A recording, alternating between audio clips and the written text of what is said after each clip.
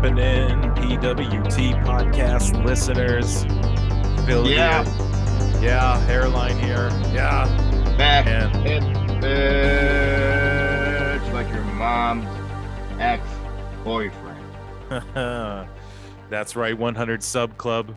Whoever's in the 100 Sub Club, we appreciate you guys. We hit 100 subs on our Clips channel, which is sort of like our main channel, but we still call our long-form content channel our main channel, but that's neither here nor there. Hairline. Yeah. Wrestling this week. Lots of fun stuff. Backlash happened. Yep. The hard brand split goes into effect. I think as we speak, it's going. We'll review that probably for this episode. I think this is episode 5, if I'm keeping track correctly. We're already starting to lose track. 100 subs. Thank you guys so much. At Pro Wrestle Clips on YouTube, at Pro Wrestle Times on YouTube, at Pro Wrestle Times on Twitter. Hairline, speaking of Twitter, and before we review Dynamite, which is what we're here to do, I have one thing that I would like to show you. And it comes from, it was tweeted out by a gentleman named, drumroll please, Billi Bhatti. He caught heat for something he said about Zelina Vega. I don't even want to talk about that. It was disgusting and vile. I think it's fucked up.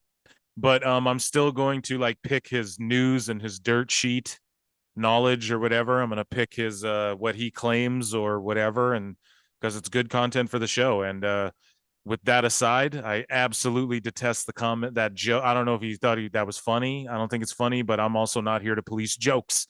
I'm here to talk about wrestling. So what Billi Bhatti said last week that I wanted to talk to you about, my friend Hairline, is he dropped these AEW salaries and it got shared around a whole shitload. Now, these are, whether these are real or not are debated, but none of these surprise me. Like if you put a gun to my head and said, hey, does this guy make this much? That it would be my guess what this guy put on this paper. Now, I'm not joking. Now, whether these are real or not, I'm not sure. Regardless, I'm going to read these off to you rapid fire. I want your reaction to them, and then we're going to get into like reviewing Dynamite. Hairline, are you ready for AEW salaries per Billi Bhatti? From most expensive to, I guess, least expensive, but all of these are astronomical prices. Can I give my first guess? Okay, give me your first guess. Nobody's making as much money as Jericho and Max. Hairline. Let's go. Let's tell me number one, bro. Okay, CM Punk, who's still under contract. He's making $5 million. Wow. Which is a lot. Punk is on what? A few years? I don't know. So I have no idea. This doesn't say per year. He could have just made all these up, but Punk, $5 million. Number 2. Here it is. Moxley, $5 million. Number who's 3? Omega, $3 million. Oh my God, I can't believe this. Well, number 4 has to be Jericho. Number 4, Jericho, $3 million. There it is. That crazy Twinkle Toes makes more than Jericho because Jericho's way more valuable than Twinkle Toes, man. Especially, oh my God, I can't believe I just admitted that. That's crazy. Yeah, I can't believe you admitted that either. But they're the same price. Okay, man, let's move along here quickly. Bryan Danielson, $2.5 million. Do you have a thought on that, or are you like good for him, or do you think that's bullshit? Or man, listen, I just want Daniel Bryan to provide for his family, man. Me too. Selfishly, I'd love to see him back in the WWE, but as long as he's happy, bro. You know what I'm saying? I hope this isn't the last we see of Daniel Bryan. He will go back to WWE and do a run and get inducted in the Hall of Fame. I promise. Matt Jackson and Nick Jackson, $2 million each. Yeah, what a waste of fucking money. MJF, $2 million. They pay him more. Yeah, dude. Double that shit, bro. Okay, sorry. We'll keep going. So Sting also makes $2 million. But is Sting even still there? I don't know. Yeah, he is. Yeah. He just pops up now and again.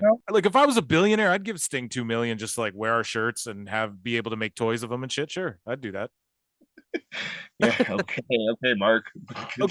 Okay, no, but listen to me. Let's bring it back for 1 second here before we get into the Mark stuff, okay?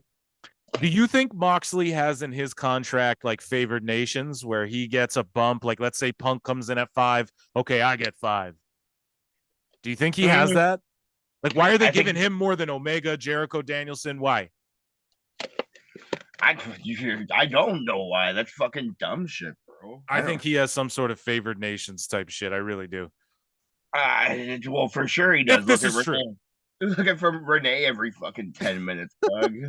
For See, sure. we debate that. There's people in the comments on our clips who are like, "Man, Renee's good and shit." I'm like, I like her, you know. She's amazing, bro. But like, I don't need her every fucking 5. Okay, so we'll breeze through. So Adam Cole 1.5 mil, Britt Baker 1.5 mil. I can't believe that's it, man. Tony fucking loves those. Saraya 1.5 mil, Jeff Hardy 1.5 mil, Christian 1.5 mil, Jay White 1.5 mil, Keith Lee 1.5, Samoa Joe 1.5.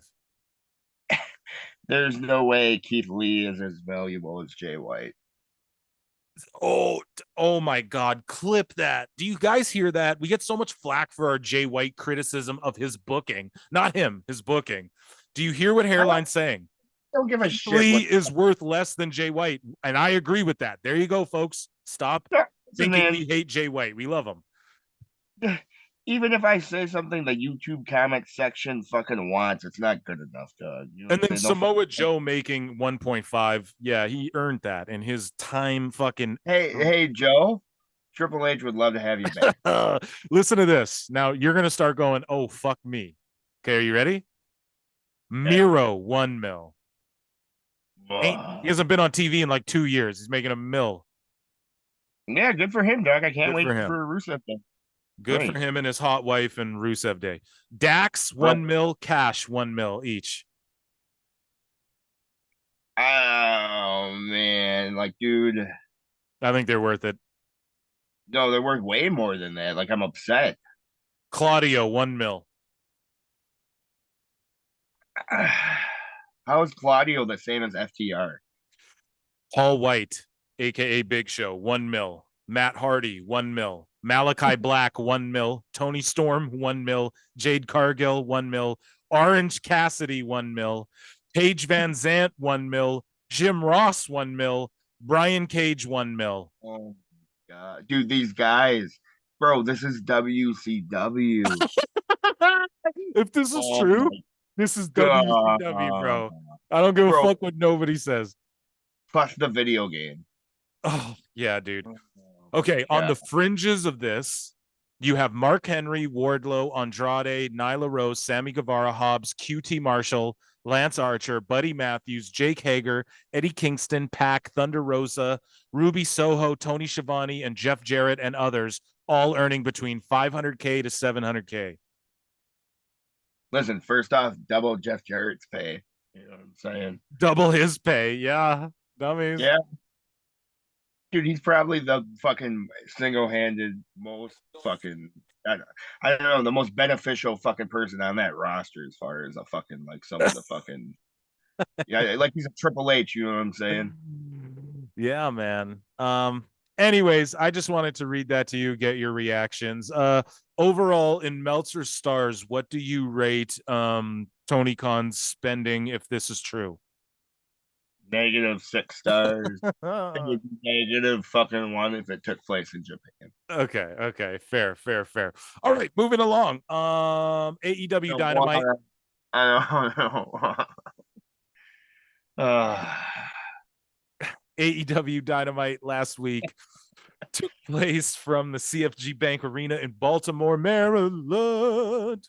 And Excalibur, Tony Schiavone, and the Human Suplex Machine Taz were the broadcast team. Taz was not having Tony this show. No, they were. Yeah, he must have they had heat. There was something going on there. Okay, so we kicked the show off. Oh, sorry. Go ahead. What were you gonna say? It was beefing, bro. Like there was for sure some. Yeah, man. Something happened. I don't know. Whatever. They're gonna work it out. It makes for great commentary, I guess. So the first match was the 8-man tag team match. We had Adam Cole and Roderick Strong teaming up again. Roderick Strong's in-ring debut for AEW.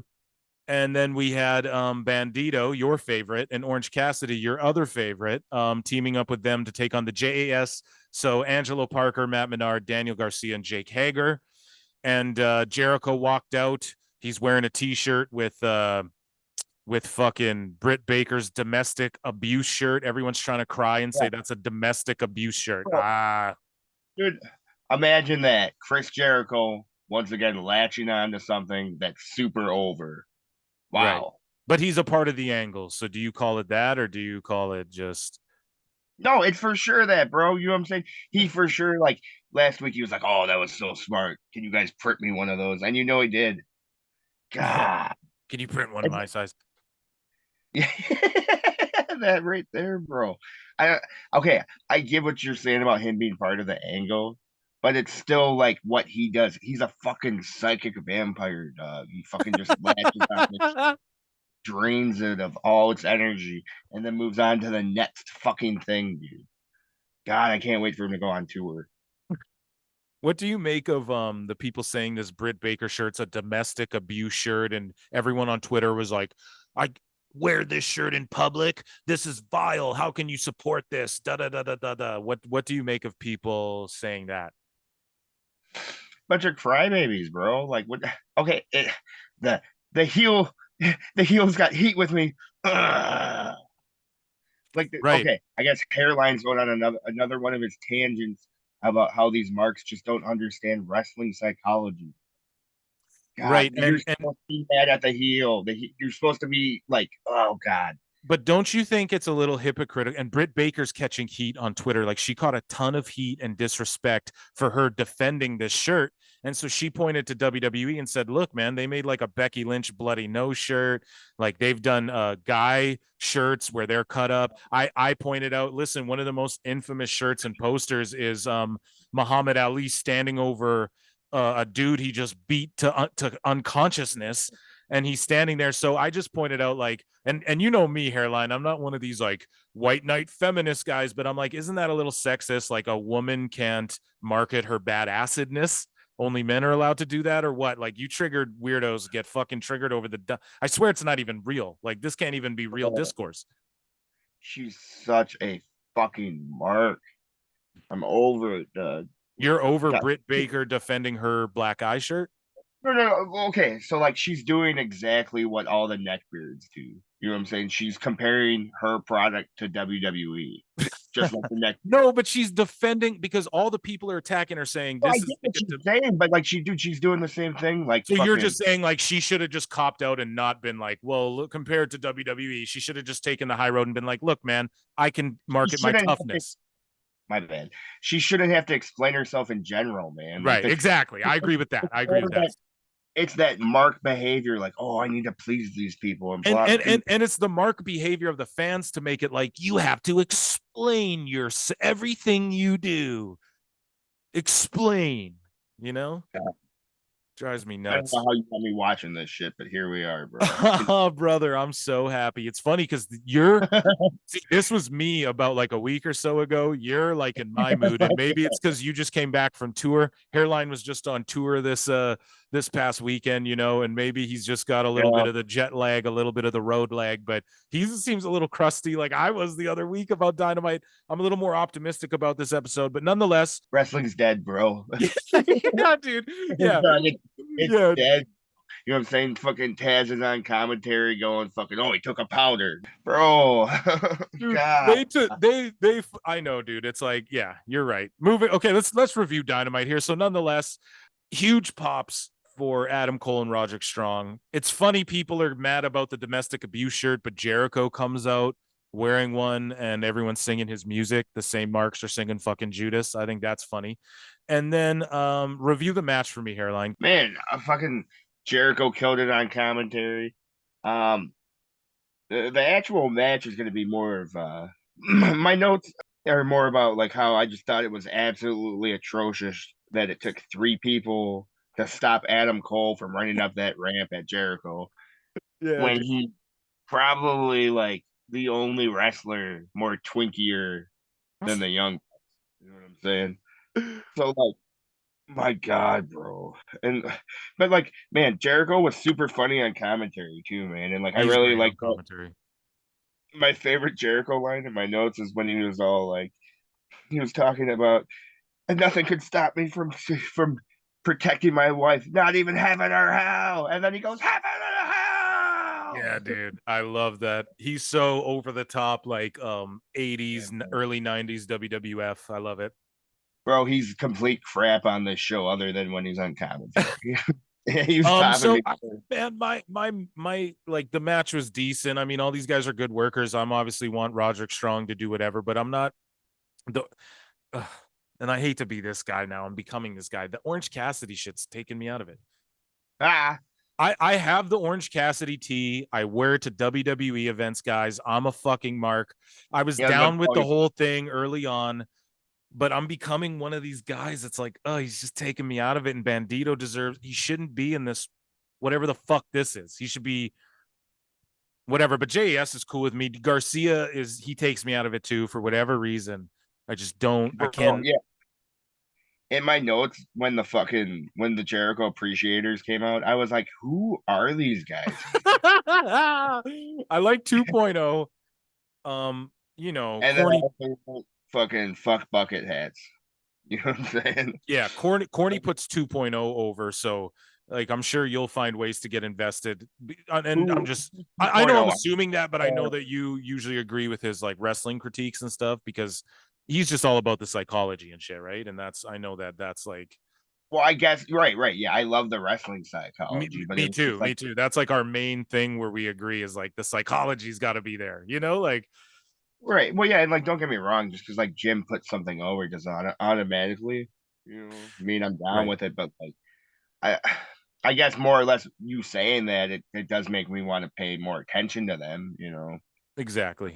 People that say that shit, you know what I'm saying, if it wasn't true. Yeah. So after the match, right, you said Adam Cole holds him back. Jericho takes the slap from Britt Baker. I think that was like after a commercial break or during a commercial. Or No. It took 6 fucking security guards to eject Adam Cole from this building. You just can't get over that. Dude, once again, the only man more twinkier than the fucking Young Bucks took 6 goddamn fucking security guards. You know what I'm saying? Like, I just feel like Tony was watching like the whole Brock Lesnar, Cody security guard thing, and he was like, I want to do something like that. I, I don't know why I did his voice so deep. You don't sound like that at all, dog. So Renee Paquette, so Jericho's yelling like he's a menace and all that shit is funny. So Renee Paquette's interviewing Jack Perry and Darby Allin backstage. I don't know. They're like, it's showtime. This just made me cringe. I don't know. What about you? I was bored. Yeah. Anyways, moving along. Adam Cole was dragged out of the building by a security. Jericho screaming at him. Britt Baker gives him the slap. Sorry, I jumped the gun earlier. The slap was cool, but I don't know what you make of it.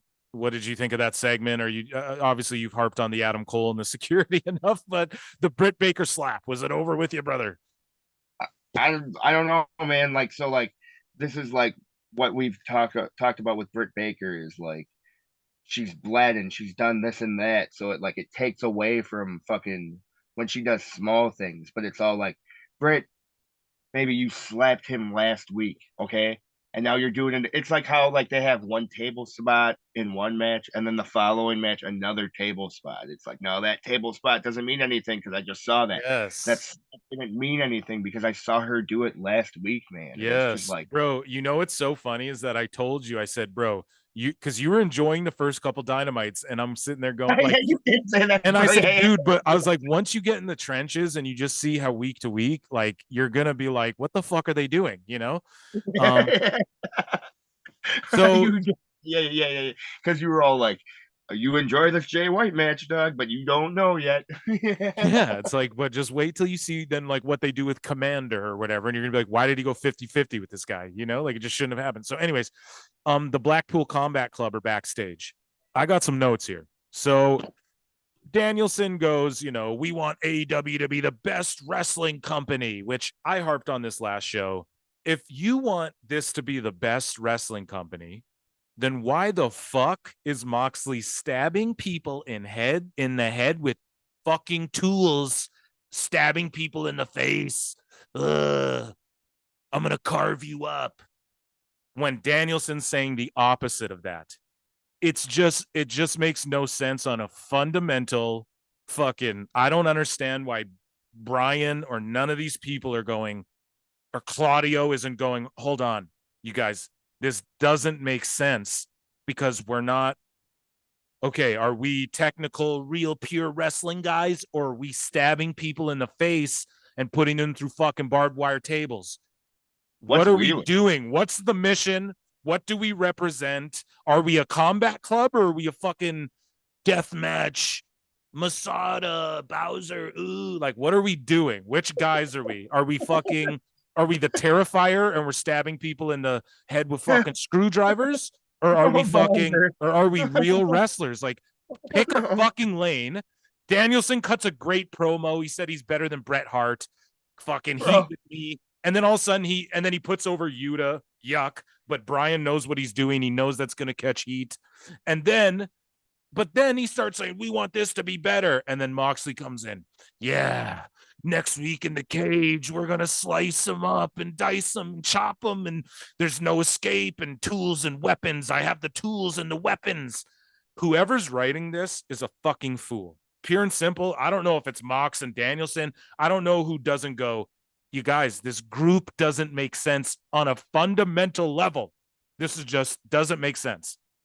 Sorry, Hairline. I just went off there and lost my shit. Your thoughts on this promo? Doug, Daniel Bryan was fucking cussing. This shit has gone too far, man. When Daniel Bryan is swearing, I draw the line, bro. You know what I'm saying? It's time to go back home, Daniel. I know I just said all this good shit about it. I'm happy you're providing for your family, Daniel, and you're doing this and that. But god damn it, you don't need to be cussing. Take your ass back to WWE, bro. Ugh. And here's the worst part, bro. I'm done with Daniel Bryan. My bad. Yeah. This Mox crap.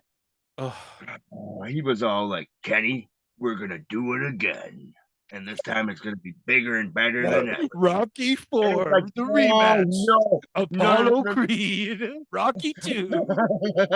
Yeah, bro. The rematch. He's such a mark, bro. And it's like, bro, what was that Japan match? With the fireworks? Terry Funk and Cactus Jack. It was Onita and Terry Funk and... or are you talking about FMW? You talking about when fucking Jericho, or are you talking about Omega and Mox? So Onita wrestled Terry Funk in Japan. Right. So you're talking about when Mox and Omega had that great match, but then the explosion at the end was like, ooh. Like, correct? Wasn't that last time they met up?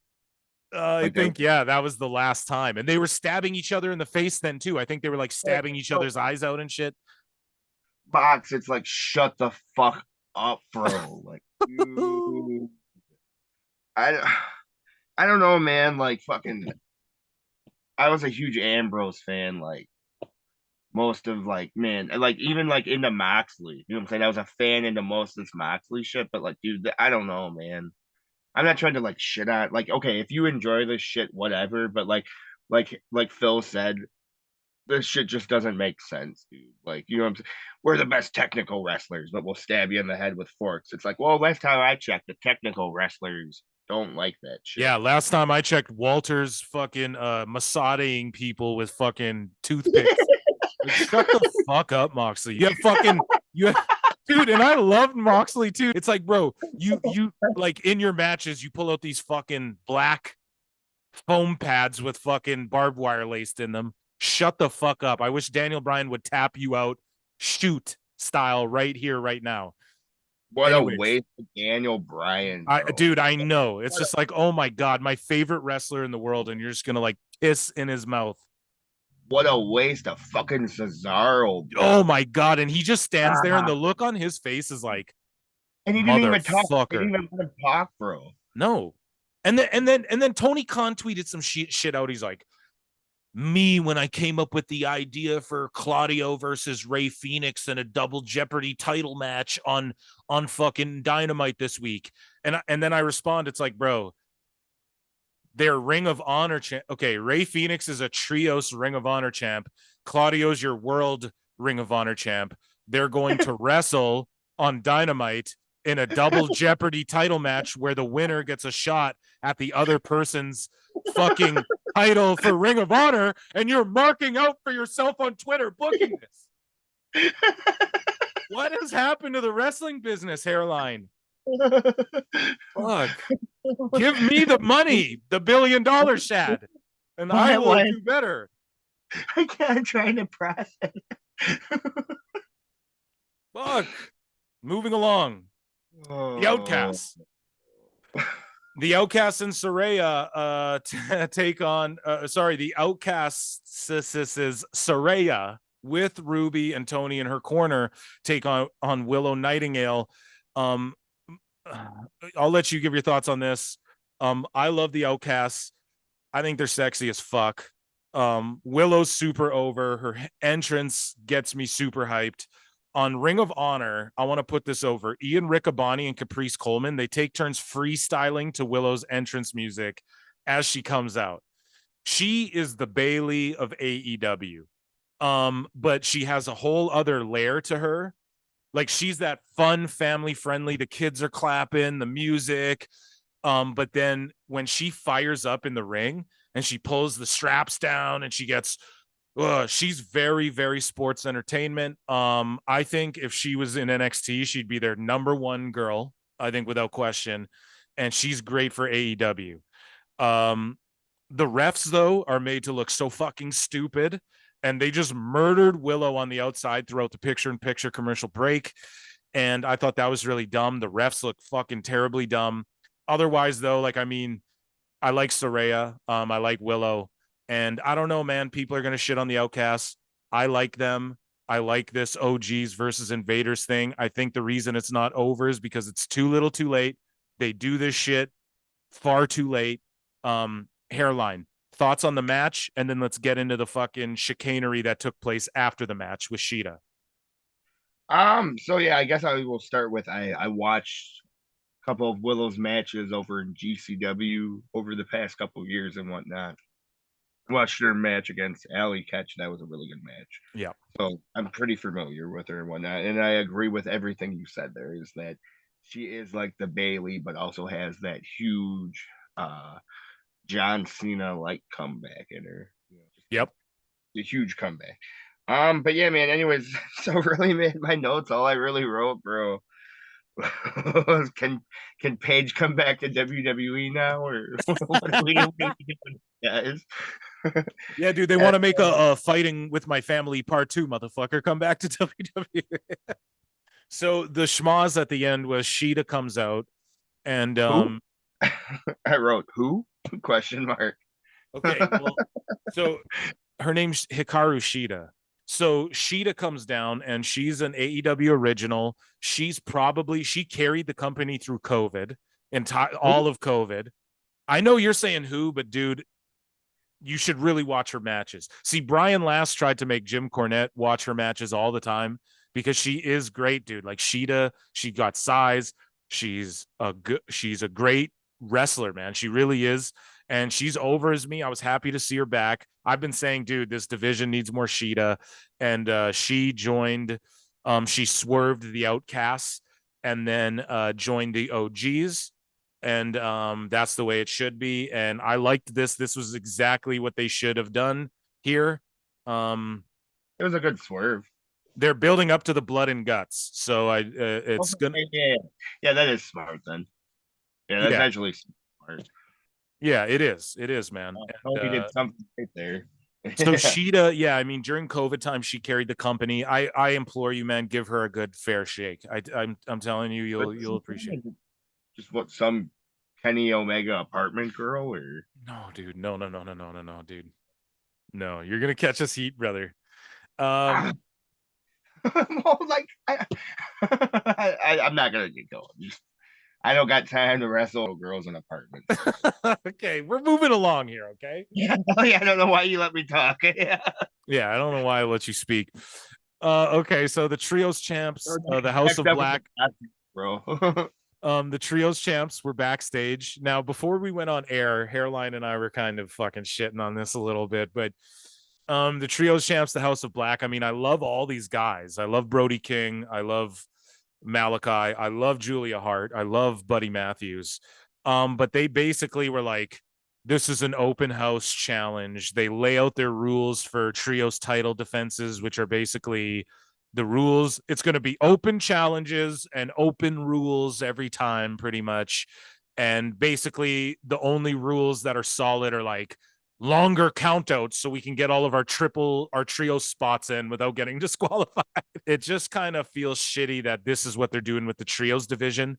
Oh, we'll just have House of Black face random fucking trios. And then I said off pod, I said, it's great that they buried FTR to establish this great, awesome division that doesn't exist. Oh my God. Your thoughts on this, Hairline? What do you make of these rules? And are the trios champions like that? Those were the belts they made for the elite. Is that what that is? Right. Okay. Right. So they had a best of 7 series against the Lucha Brothers. So the elite fought the Lucha Bros 7 times, but the titles were on the line in the 7th match. Like they weren't on the line every match. They were on the line in the, like, it was a best of 7, but they lost the first 3 and then they came back 4 or whatever. And then they fought the House of Black, and then the House of Black beat the elite. And then now it's House of Black versus open challengers. So there's your trios division, folks. So glad they did that. Bro, what? I just don't understand why a title defense at the 7th. Like, wouldn't it be like, okay, they wrestle the Well, it was a best of 7, so it was like hockey for my hockey fans watching the Stanley Cup playoffs. It's the first team to win 4 matches. But the belts weren't on the line. Like the belts are only on the line. So the elite, I think, went down 3 matches to 0, and then they came back and won 4 in a row. And then the House of Black interfered. What was the point of all, like, how long? To establish the division, the new trios division in AEW, to establish it, because Punk and FTR were sent home because fuck FTR for getting over and Punk smacked the Bucks. So we have to establish this division. Leave Excalibur out of this stuff. You didn't do anything. Yeah, you're right. You're right. So people would go ahead. How long did we watch these 7 matches here? Like, what this was the programming? It was minimum 7 weeks, dude. Like they might have skipped a week or 2 but like there might have been like every other week for a bit. I just don't understand how 10 weeks of television leads to fucking the Goth kids winning the belts. You don't like Brody King? No, I didn't say I didn't like him. You know? No, Brody King's fucking dope. Brody King's dope, man. I've also enjoyed what I've seen of him in GCW and whatnot, and I do enjoy his band. So it's not like that. You know, I throw fucking in my notes about Malachi Black and shit. I wrote, "Thank God this isn't a fucking Bray Wyatt promo, or at least this isn't a Bray Wyatt promo." Right. But I get, like, you know what I'm saying? I don't know, to me, like, that's what it is like they're just like the AEW version of Bray Wyatt, like, right? Or am I wrong? Or I mean, that's how it feels, bro. I'm not gonna like debate that. I mean, no, I don't mean they're either or mimicking each other, but it's like, you know what I'm saying, like Bray Wyatt's WWE spooky shit. I just think this is AEW spooky shit, you know. So speaking of the trios division, a lot of people would say, hey, well, you guys are quick to criticize, but what about this? What is it called? Trey de Mayo Battle Royale. So the 3rd of May Battle Royal. For some reason, Tony Khan thought of this Trey de Mayo Battle Royal, where it's 6-man tag. So it's trios in a battle royal. So people will say, well, that was great for the division to flesh out the division and get, I would say completely the opposite. Get your shit, brother. Yeah. Bro. Okay. I guess like where I want to start, dude, is did we really have to use the television time to watch all the entrances? Like we couldn't have like threw a commercial in there. I don't like, dude, like just fucking like I don't know, man. Like he doesn't understand like formatting or That's like what Eric Bischoff says. He's just like, dude, this is where the show's he's like, it's not the work, it's not the talent. He's like, it's just the fundamental, the TV formatting makes no goddamn sense, you know? it's not right, dude. Like it's just not wrestling. You know what I mean? Oh my god. So let me read the teams here. We have the ROH tag champions, the Lucha Bros, Penta and Phoenix, along with El Hijo del Vikingo. And I mean, I fuck with El Hijo, but bro, that dream match shit was such a farce, dude. For AEW, like think about, no one gives a fuck about him anymore already. It's not like Ooh, ROH is doing El Hijo del Vikingo. He fought I Kenny don't Omega. that what? Did I skip this?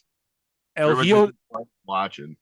El Hijo del Vikingo is the guy who did the 630 out of the ring through the table on Kenny. The guy that almost broke his neck? Right. That everyone's like, oh, El Hijo, it's the dream Yeah. match. Well, no, a dream match is Bret Hart versus CM Punk. You know what I'm saying? Yeah, dude, legit. Get the So, fuck out of here, bro. Like, so they were saying Kenny dream. Omega versus some fucking luchador. Dude, I like El Hijo. You could go watch that same match at AAA. You know what I'm saying? Like, Right, God. right. Well, that's where they say, they're like, well, no, it's a dream match in Mexico from AAA. And I'm like, well, with all due respect, like, we're not in Mexico and this isn't AAA. So I don't, like, and I like AAA, man. AAA, I fuck with it. Yeah, But, me too, bro. and I I like fucks with El Hijo, bro. But it's just like, come on. But anyways, I love the Lucha Brothers. Um, Kip Sabian, the Butcher, and the Blade come out. I was putting this faction over a couple weeks ago. Their look, I like it, but let's face it, they get used. It's like the LWO. They just get used, put out there to do jobs. Then we had the Dark Order come out. Alex Reynolds, Evil Uno, John Silver. I'm so over the Dark Order shit. We had the Varsity Athletes, Ari Daivari, Josh Woods, and Tony Nese. I like these guys. The Acclaimed, yeah. Max Caster, Anthony Bowens, Daddy Ass. They're such money. And then QT Marshall, Powerhouse Hobbs, and Aaron Solo. Wow, awesome. Hobbs had to lose his TNT title to do this. Fuck. This match was a clusterfuck. Acclaimed are hard as fuck. Billy's some sort of physical fucking anomaly. Yeah, he is. And yeah, but you know what, dude? Honestly, I don't listen to Billy Gunn. I listen to Luchasaurus. dummy, yeah. Kid, bro. I'm not gonna get going. What I had to say about this match, bro, is basically what you said. A big clusterfuck. And give the fucking belts to the Acclaim, man. Like, yeah, dude, dude. you guys have a real fucking like, dude. I don't know, man. Like, how doesn't Billy Gunn go, guys? When we get out of this contract, I swear to God, I'll talk to Paul and we'll get right back over there and fucking, you guys will be over and fucking, I'm gonna tell you why. Because but Billy Gunn doesn't just pull the Acclaim aside and go, "Hey, boys, we need to go to WWE." Oh, I'm sure he's told them that, and I'm sure. Yeah, like, but listen, do you know what AEW offers though? That's invaluable. That WWE won't really offer is just that learning on the fly, learning what to do and what not to do on the fly. Like in WWE, they're all about taking people and then trying to mold them perfectly. Yeah, for sure. But the people who get the most over are the guys who know how to do shit, how to work on the fly. They think about the most over guys in the world, bro. Like that's why The Rock is such a phenomenon. He was just a pure WWF guy, but he figured out that shit that like Triple H and Austin had to learn on the indies and working in WCW and shit. That's the shit that fucking the Acclaimed and the Gun boys. That's why Billy Gunn probably encouraged his sons to go to AEW as well. He probably was like, dude, like you guys are gonna learn shit here that you're not gonna learn there. That's gonna be more. That's gonna give you a one up on the other people there. NXT ain't going nowhere. WWE ain't ever going nowhere. The Guns are always gonna have a run there, and so is the Acclaimed. Because I don't know about you, the Guns are super over with me too. So I haven't seen them since they were just, yelling at people on the side of the ring during COVID. So I can't, say this or that. Okay, so this bullshit battle royal, the right team won, and I don't know if they'll beat House of Black yet, but that's clearly what the direction they're going in. But the House of Black just set up this open rule shit, so it's like, okay, they're gonna squash teams. You would only set up that open challenge thing if you're just gonna squash some teams and have a bullshit way to beat them by putting them through tables and shit, and then the Acclaimed will be like, we'll challenge you to a anything goes dumpster match or whatever Billy Gunn comes up with, and then I don't know, man. There's no point in Billy Gunn when you got Luchasaurus, but whatever.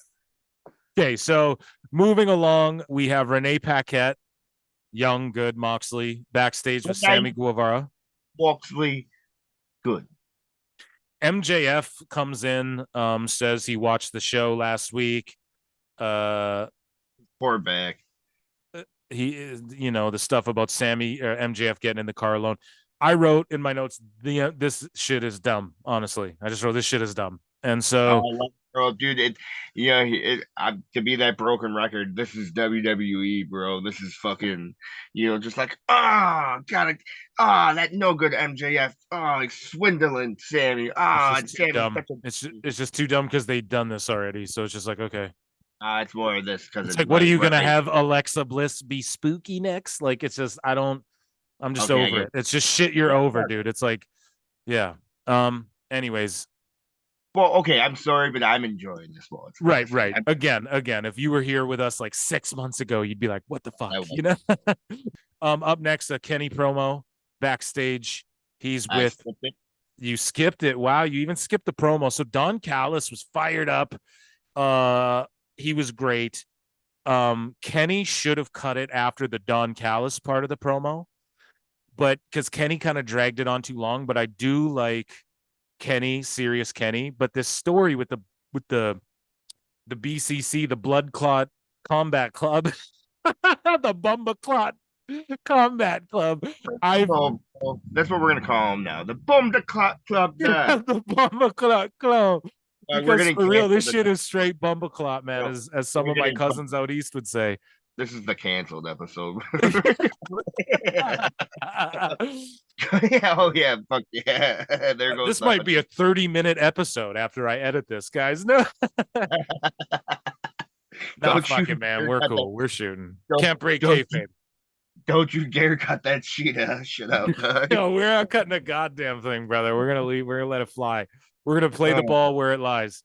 Fucking I skipped the Kenny promo, Right, so that's fine. I just want to say Don was fired up. Kenny, I like serious Kenny, but then again, I want CM Punk so bad. This reminds me of this should be CM Punk fighting with fucking Kenny Omega, and Moxley shouldn't be stabbing people in the head. It just pulls me out of it. There we go. I will break my elite rule if it is against FTR or CM Punk. There you go. Yeah. Yep, there we go. Yeah. You heard it, Tony Khan. Book it. But, dude, that's never going to happen because they're a bunch of little girls.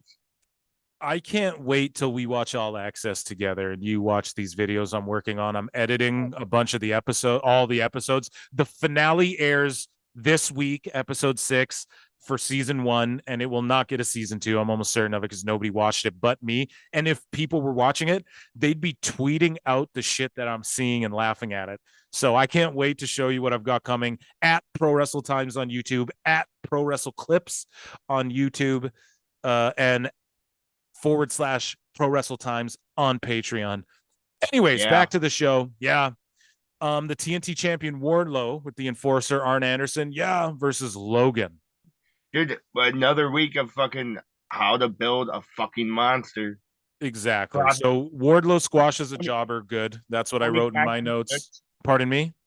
I said Tony Khan is doing this correctly for once. Right. Or else it's Arn Anderson, or else Tony Khan is listening to PWT. Yeah. And dog, no. His feelings can't fucking do fucking 3 minutes of me, dog. Anyways, man, fucking I thought Wardlow was decent on the stick this time, bro. Yeah, man.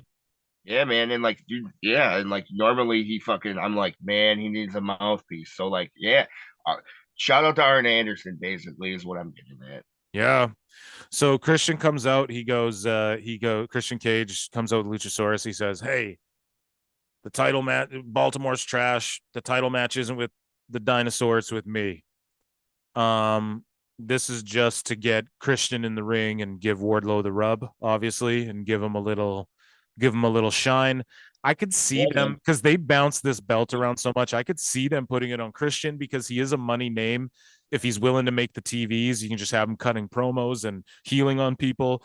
I could see that happening. However, I could also see like Wardlow just hitting Christian with the, because I could see them like this, because this is how AEW's brain works. Okay. And I can see this happening. They put the belt on Christian, and then, but Luchasaurus interfered. So then Wardlow goes and fights Luchasaurus. And then that's like how they get Wardlow off Christian so he can go heal on other guys. I could see them doing shit, some convoluted shit like that. But nonetheless, I'm not going to lie.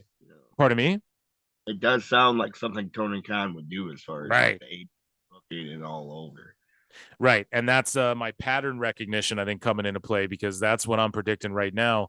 And a few of my Mark fantasy bookings did come true at Backlash, Hairline, which we'll get into later on. So, oh God, I wish we could have a little ding every time you start a fantasy Mark book. We should. I'll get a little like music, some like word, bro. Yeah, I'll get like the dream sequence, the fucking There we go. So oh, I love it. So Jay Lethal, Sanjay Dutt, Satnam Singh, and Jeff Jarrett, they head out to good old Sandy Fork, to the old farm. Was awesome. Yeah, this was great, bro. The best part of the show, man. I love when fucking Papa Briscoe walked up and they all just like they all straightened out. Yep. I love he was all like, chicken. I know you've known Letha for a long time, but you need to go watch those other two. Just man, it was Doug. It was not to be that guy, but it was WWE. I know. Bro. I had that. I knew it. I wrote in my notes. Hairline's gonna say this is WWE. But it was, bro. You know what I'm saying? But like that's what the Briscoes are. Is they grew up on that WWF shit. You know. Oh yeah, dude. And I just think it's a goddamn shame it took Jay Briscoe's unfortunate, demise to get this sort of shit on television. Like, think about what AEW missed out on the whole time. Or WWE. Fuck both these companies for not. And I'm not trying to be like a fucking elitist or a fucking gatekeeper here, but I'm glad that I actually like lived the Briscoes and I don't have to like secondhand and go back. You know what I'm saying? I wish that I'm one of those people who I saw a lot of their shit, a lot of it, and I was a big fan, and I was at my peak fandom for them when the tragedy happened. So I do find myself looking back a little bit going, fuck, man, I missed some of that golden stuff. And so, but Hairline, you turned me on to the Briscoes. Yeah. Because I consecutively watched Ring of Honor for a few years and shit. Yeah. So years ago, you had me turned on to the Briscoes. Like, fucking, I wouldn't have known of them if it wasn't for you. So, thank you, Hairline. Thank you. No problem, man. Those, like, Doug, that's probably yeah, I want to say the second grade. I don't know, man. I was gonna say the second greatest tag team of all time, but they're probably the third greatest. I don't know. Who are you top three? Number one, the Usos. Yeah. Number two, FTR. Number three, the Briscoes. Yeah. Oh God, dude. Honestly, it's really like subjective between FTR and the Briscoes. Like between all of them. Right. Well, yeah, man. Like for sure, though. Like, fuck my ranking system. You know what I'm saying? Those are the three greatest tag teams. Yeah, there you go. Hey, you're entitled to say that. And like, dude, fuck, man. I don't like this shit. I don't like getting into this type of shit at all. But just one last thing on the Jay Briscoe thing. Like people say, like, cancel culture isn't real, or you only get canceled when you deserve it, and like people say, like, well, if you like, they only get canceled, but bro, this is an instance. He said, dude, here's the thing. He said that shit in 2001. Right. Since then, he's donated to several gay charities. Mm-hmm. He's wrestled in several matches against gay people. You know what I'm saying? He had a kissing spot with Effie. You know what I'm saying? Like, bro. Right. And all of that aside, let's say he didn't do any of that. I still feel like people are allowed to have think one way and then learn to think another way. Yeah. Right. I think we're allowed to grow and change and mature as human beings. Is that fucked up for me to say? No, and that's the thing is Jay even said, man, like, what do you want from me? It was 2001. I was from a small town. I was Right. being he was like I was being pumped full of bullshit from the media and shit and like fucking And I was beyond that, it's just culturally people, not sorry to cut you off there, but it's just culturally, man, like different. Let's say you live in Canada, different provinces. Let's say you live in right. America, different states, even different sections of different states. Like you go to Yeah. Texas and there's blue cities. So like if you want to go blue and red, like voting wise, right? Like there's Democratic cities in a Correct. Republican conservative state. So it's like, I don't know, man. It's just different it's just different culture. Like he just got cultured once he saw the world and became a wrestling star and shit. Like thank wrestling for helping him change his mind on the world, his view on the world. And I don't even think he was coming from a place Yeah. of hate where he No, said no, that no. shit. It's just what he was taught, you know? No, no, no. Here's the thing is he wasn't coming from a place of hate. What No. happened bro, is they got cut off. So they were walking around New York, you know what I'm saying, for a Ring of Honor show. And what happened is they got cut off by like a drag race, like a float. You know what I'm saying? There was like a gay pride A parade drag float. race fast. It was Vin Diesel. Yeah, yeah, yeah, It was yeah. I'm just joking. I'm joking. I'm joking. RuPaul. Anyways, um, but yeah, man. So like basically what happened here is the Briscoes were late to the wrestling event because of this drag race. You Right. know, that another thing if we're just to talk about social media and shit, you know what I'm saying?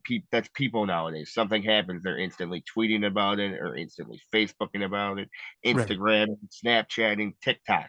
That you know, they're social media And it's immediately. right. And that's the best point you could make because it's like back in the 80s or the 70s, you might have an angry thought and then you don't tweet it out for everyone to see in 1 millisecond. You Right. process it and then you relax and then you know what I mean? So I don't Bro, even and know what he tweeted. I couldn't quote it to you. I didn't even ever read it. I just was always like, fuck, man. Like, we got to stop well, digging up shit from when people were kids and blame and holding them their whole lives accountable for it. Like, he didn't murder anyone, you know? 2001. Dude, this is when he was a rookie in Ring of Yeah, Honor, bro. yeah, yeah. It's, and like, I saw his apology video going, like, I'm not a hateful. We teach love in our household and shit. Like, I don't know. That's beautiful shit. It's just very sad. And this is an instance where cancel culture did fail us big fucking time and shows you why it's so fucking stupid to begin with. That's all I'm saying. If you're harassing people and shit, that's fucked up because of things they say, but you don't have to condone what people say, whatever, but also give people a chance to live and learn, especially like you said 20 years ago. God damn, my mind changed 2 days ago, let alone 20 years ago. But anyways, they call out FTR for the title match. FTR's jobbing to Jeff Jarrett. That's what I'm gonna say to that. So, Man, but like that's the thing though, is they don't care, man. Like I compare it to when Mox had the snake on him from Jake the Snake. You know what I'm saying? He was just happy to be doing it. You know what I'm saying? Fucking FTR is fucking glad to be in the ring with fucking Double J. yes, sir. So the next segment is one we catch a lot of heat for on YouTube, often, as we mentioned earlier, criticizing Jay White's booking, not Switchblade himself, but the Bullet Club Gold's Rock Hard Juice Robinson with Jay White takes on Absolute Ricky Starks. Yeah, Both go ahead. Give me your thoughts on it. uh, I guess I want to start with what do you think Vince is gonna call Ricky Starks when he comes over to WWE? What do you think he's gonna change his name to? Sicky Rarks. All right, continue. I uh, really like that spot outside of the ring. right. They're both good workers. I said the exact same thing. The walking up the stairs scoop slam was cool. The crowd died for the match halfway through, though. Yeah, they did, bro. But like, you got to think what they sat through a fucking 80-man trios match right before. Jesus, never. I'm sorry. Wardlow was in there. Yeah, so that was So Starks got them back with that spear though. They popped hard for that. His spear's awesome, but everyone does the spear now to where I'm like, ugh. Ricky's is sick though, bro. It is, but it's Yeah. just it's like god damn. There's only so many people can do it. Well, yeah, His it's a super kick now. right. Yeah, His you're right. his Rochambeau move is awesome. That the Dominator, it's basically like a sit out Farouk's Dominator. The Dominator. Me and my brother, it was always like APA when we were kids. We were like, I was Bradshaw, he was Farouk. If we're playing WWF No Mercy, and that was our shit. We loved the Dominator. We loved the clothesline from hell. So the after the match schmoz, because of course there was one. Jay White jumps Ricky Starks, and he tried for the Blade Runner, but Ricky escaped, tried a Rochambeau, juice grabbed Jay. We're getting Jay versus Ricky. Why would you beat either of these guys right now? I don't get it. Yeah. So yeah. Oh my God. Right. Oh God. I was about to go, I'm hyped for this match, but then you said that and it was all like, this is actually dumb. yeah, like why would you beat either of these guys right now? It's so stupid. Oh, well, Stark's been in AEW. Well, yeah, but he's losing all of his key matches. So it's like he's not Tommy Dreamer. He's not fucking Cody Rhodes. You're burying him because you know he's going to WWE when his fucking time's up. That's what my honest opinion is. Moving along. AEW World Champion MJF approaches Jack Perry behind closed doors. So Darby kind of leaves the room, and then MJF sneaks in on Jack Perry. So I went from being really bored to really intrigued and excited. And MJF is like, yo, you're twice the wrestler fucking Guevara is. Think of what I could do for you. Blah, blah, blah. Perry's like, fuck you. Darby comes in. He's like, oh, can I trust you? Yeah, dude. Fucking Jack was all like, listen, bro, unless you're Luchasaurus, get the fuck out of here, dog. They just don't give this shit time to breathe, which really bugs me. But and then Darby came back in there and was all like, hey, man, I got the voice package. Can we do the voice package deal now? And he was like, nah, bro, I don't fuck that. It just bugs me that fucking they don't like this is like weeks of storytelling. They just quickly stuff into things, but they're trying, and this is very sports entertainment-y. Sorry, go ahead.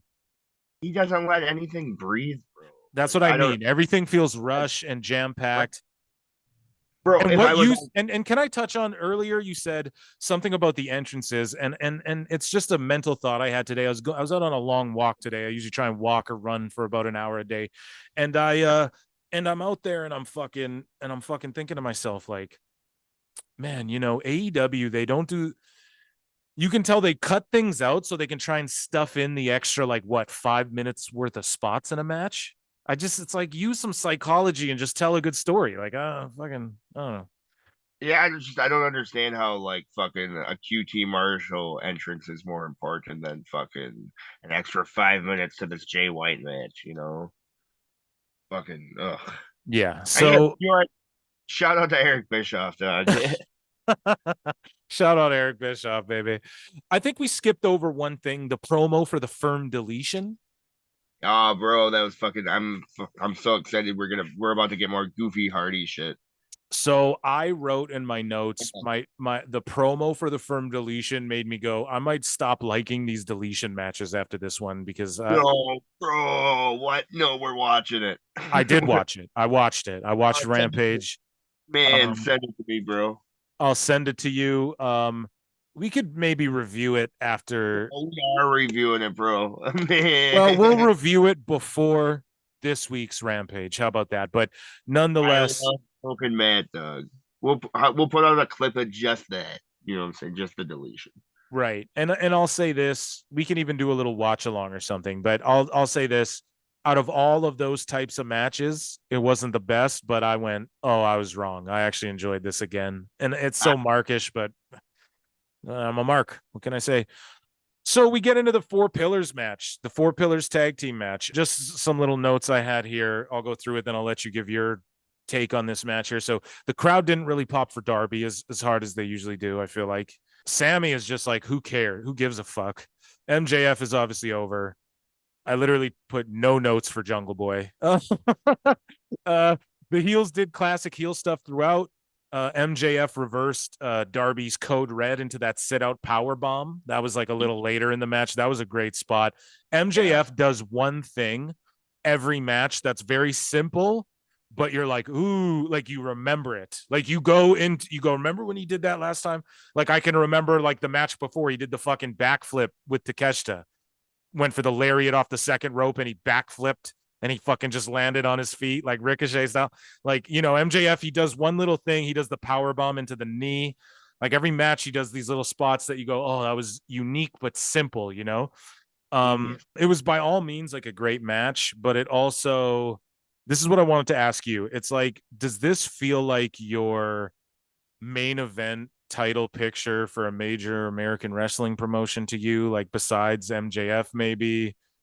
And not to be like that guy, but does this feel like your world title picture? Like, what the fuck? Where's like, it should be like Mox, Punk, Danielson, and fucking Kenny if you're going to have four guys going at it and talking about pillars. Like, what the fuck are we talking about? Like, no one cares about Jungle Boy. It should be CM Punk, but the goddamn Young Bucks ruined it for everyone. You know what I'm saying? Yeah, I just really don't know how I feel about all this, man. But I want your thoughts on the match. I feel like the finish was good too, but ultimately this whole buildup for a 4-way has just seen Sammy be used. Like Sammy's just been made to look stupid and lose. So it's like, okay. I don't know, man. Like Darby and Jack, like okay, everyone in this match are excellent fucking wrestlers. It's just beside like, okay, it's just lacking star power. You know what I'm saying? Like I can't like just depend on MJF and Sammy. You know what I'm saying? Like I have to be invested into the baby faces a little. Exactly. And like it's just. And what is there to like about the baby faces? Like what do you fucking Darby's just fucking being a passive aggressive fuck, all upset the whole time because his mom will take him to Hot Topic to pick up the Cure album. Burn down the Hot Topic. I know, yeah, man. And fucking Jungle Boy's just hanging out here, wishing he was fucking hanging out with fucking Luchasaurus. So, like, bro, Jungle Boy just seems so fucking disinterested. And after that story that came out, people are like, Jim Cornette's blowing it out of proportion. But there's a story that came out where Jungle Boy's at a convention in the UK and he's given all these half-assed answers and he's like being a dick to fans and he's saying like things like, if you had one match left, if you were about to die tomorrow, you had one match to watch, what would you watch? And he's like, I wouldn't watch wrestling. That sounds lame. And people were like, oh, he's just cracking jokes. And he was actually lighthearted. And either way, though, it just seems like he's disinterested. And I don't know. Maybe that at that event, it was subjective, but. No, he's the joke. God. He did say that. Now, do you think he was joking when he said he doesn't listen to guys like Billy Gunn and he listens to Luchasaurus? Absolutely not, dude. Isn't he friends with the Young Bucks? Isn't that why he's here? They're Cali boys. I feel like they're all Cali boys, right? California needs to sink into the fucking ocean. That's all. Woo! So yeah, I mean that was AEW Dynamite. Man, I can't wait to see fucking Sammy and fucking MJF fucking over in WWE, and Jericho's gonna fucking definitely hop over with him. I can't wait for more Jericho and Sammy over in WWE. It's just gonna be Jericho playing his current Jericho character. Yeah. In Meltzer Stars, what do you give Dynamite this week? God, bro, was there anything I liked? I don't know, but it didn't take place in Japan, so yeah. Is there anything you liked? It's funny that I predicted this. I said, give it a few weeks and you're going to go, what the fuck are they doing? And now that's sinking in with you a bit. And you're seeing why they got their lowest rating. Actually, Hairline, let's talk about that. They got their lowest fucking rating, I think, ever for Dynamite. My God, believe it, bro. I'm going over my notes here quickly and I don't have anything really positive. It's all right. I guess the only positive shit is shit about the commentary. Like fucking, of course. I wrote down fucking like Tony Schiavone was like Taz said something like fucking I wish I was back at my house, and then Tony Schiavone was like, oh well, you never invited us over to your house, Taz. They had heat, hey? Yeah, man. Dude, and just Excalibur sitting there in the middle of it. Choosing his boy, or if he's gonna be a mark to the fucking legend. Oh man, you love that fucking Excalibur shit, bro. What do you make of Dark and Dark Elevation ending? There are two YouTube shows that would come on Monday and Tuesday. Warner Brothers, or Warner Discovery rather, said, hey, we want all AEW content for the time being exclusive to us. So no more YouTube shows for free. Or I guess it's on cable for free, or if that's free, I don't know. But what do you make of that? I don't work for free. Fair enough. All right, so that's our Dynamite review for this week. Thank God. Holy shit. Let's Man. get into Backlash. Boom. So before we get into SmackDown, aka Backlash Night 1 and Backlash review, Hairline brought something up interesting to me off pod that he wanted to talk about. And JTG, aka Jay the God, at JTG284 or 1284 on Twitter, a part of Crime Time, correct? Correct. And he's doing the indie circuit. I think he's in NWA. He's actually killing it. He's a good wrestler. He's looking great, man. He's looking the best he's ever looked in his career, to be honest. He's looking some of the best he's ever looked in his career, to be honest, according to Hairline, man. So that's high praise. So JTG started this pretty funny thread. Now, I'm Canadian, so I'm fully biased, and I stand by JTG, and I don't give a fuck what anybody says. So I'm going to read this out to you. JTG tweets out, and it's about who the true WWE World Champion is. So JTG says Bret Hart is the WWE World Champion and the longest reigning champion in WWE history. This statement is not a matter of opinion, but a well-established fact.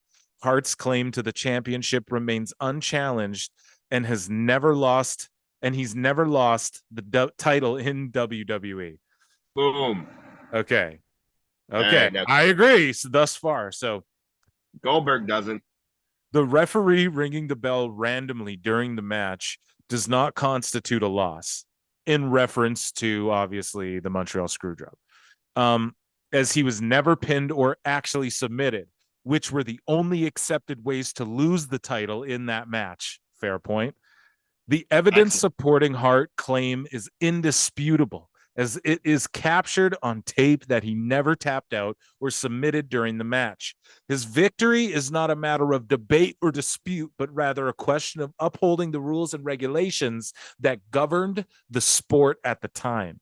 And just in case anyone wants to get smart and bring up the name change from WWF to WWE, the legitimacy of Hart's championship reign is not affected.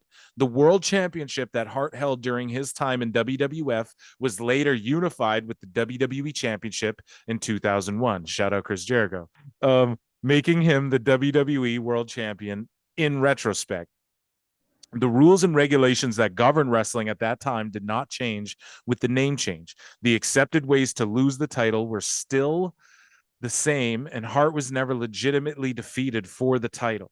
Therefore, regardless of the organization's name change, so as of May 7, 2023, Hart has been the WWE World Champion for 9,240 days, which is the longest reign in WWE history. The best there is, the best there was, and the best there ever will be.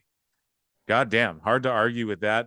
Straight math right there, son. That was straight facts right there. Did CM Punk like those tweets? I don't know if CM Punk liked the tweets, but I will tell you this much. Yes. I know FTR did. Oh,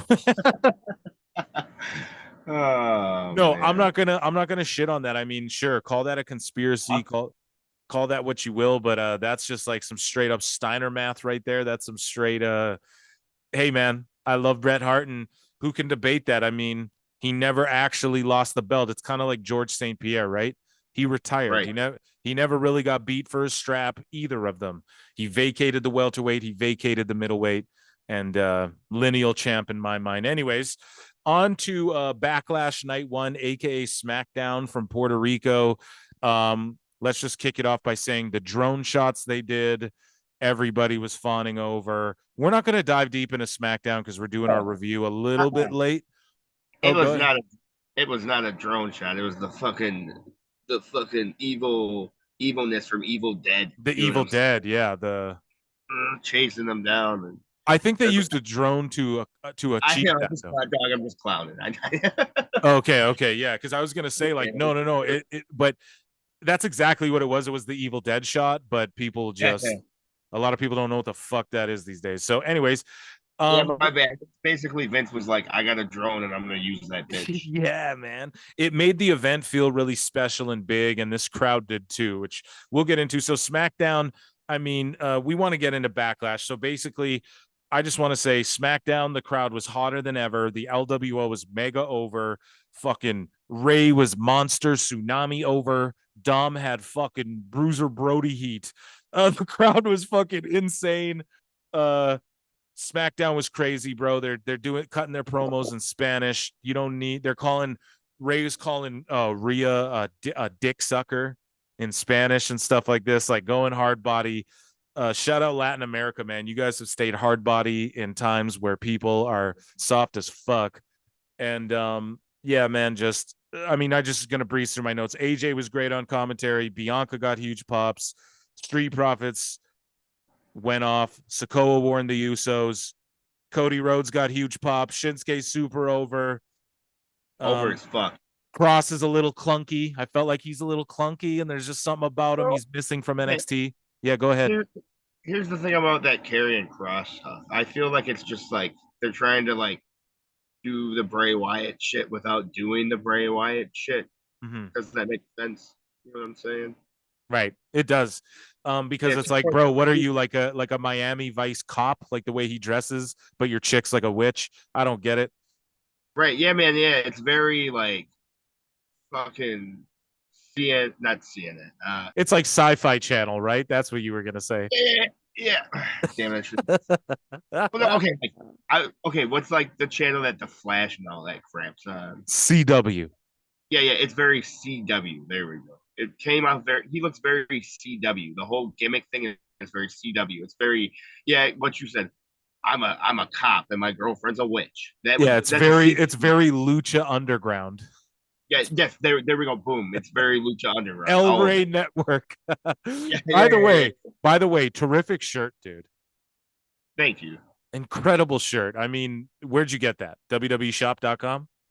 My brother got it for me from Hogan's Beach Shop. Oh wow, I want to visit there, but I don't want to hear about conspiracy theories. I just want to go visit the beach shop. Yeah. I ain't got no time for Ron, bro. I'd be like, I gotta go, bro. I'm not that big of a mark. Yeah, dude. Anyways, though, they had a great match. It started a little clunky, but they're kind of shooters. I'm not going to dwell on this. They did a great package hyping up the NXT call-ups, which I love. Cameron Grimes debuted, and they put him with Baron Corbin, which you made fun of my 2K, my WWE 2K Mark fantasy booking. It came to fruition on television. Yeah. The crowd was so fucking hot. The mixed tag match was just great. LWO was getting pops. Damian got nuclear boos. Bad Bunny's music hits.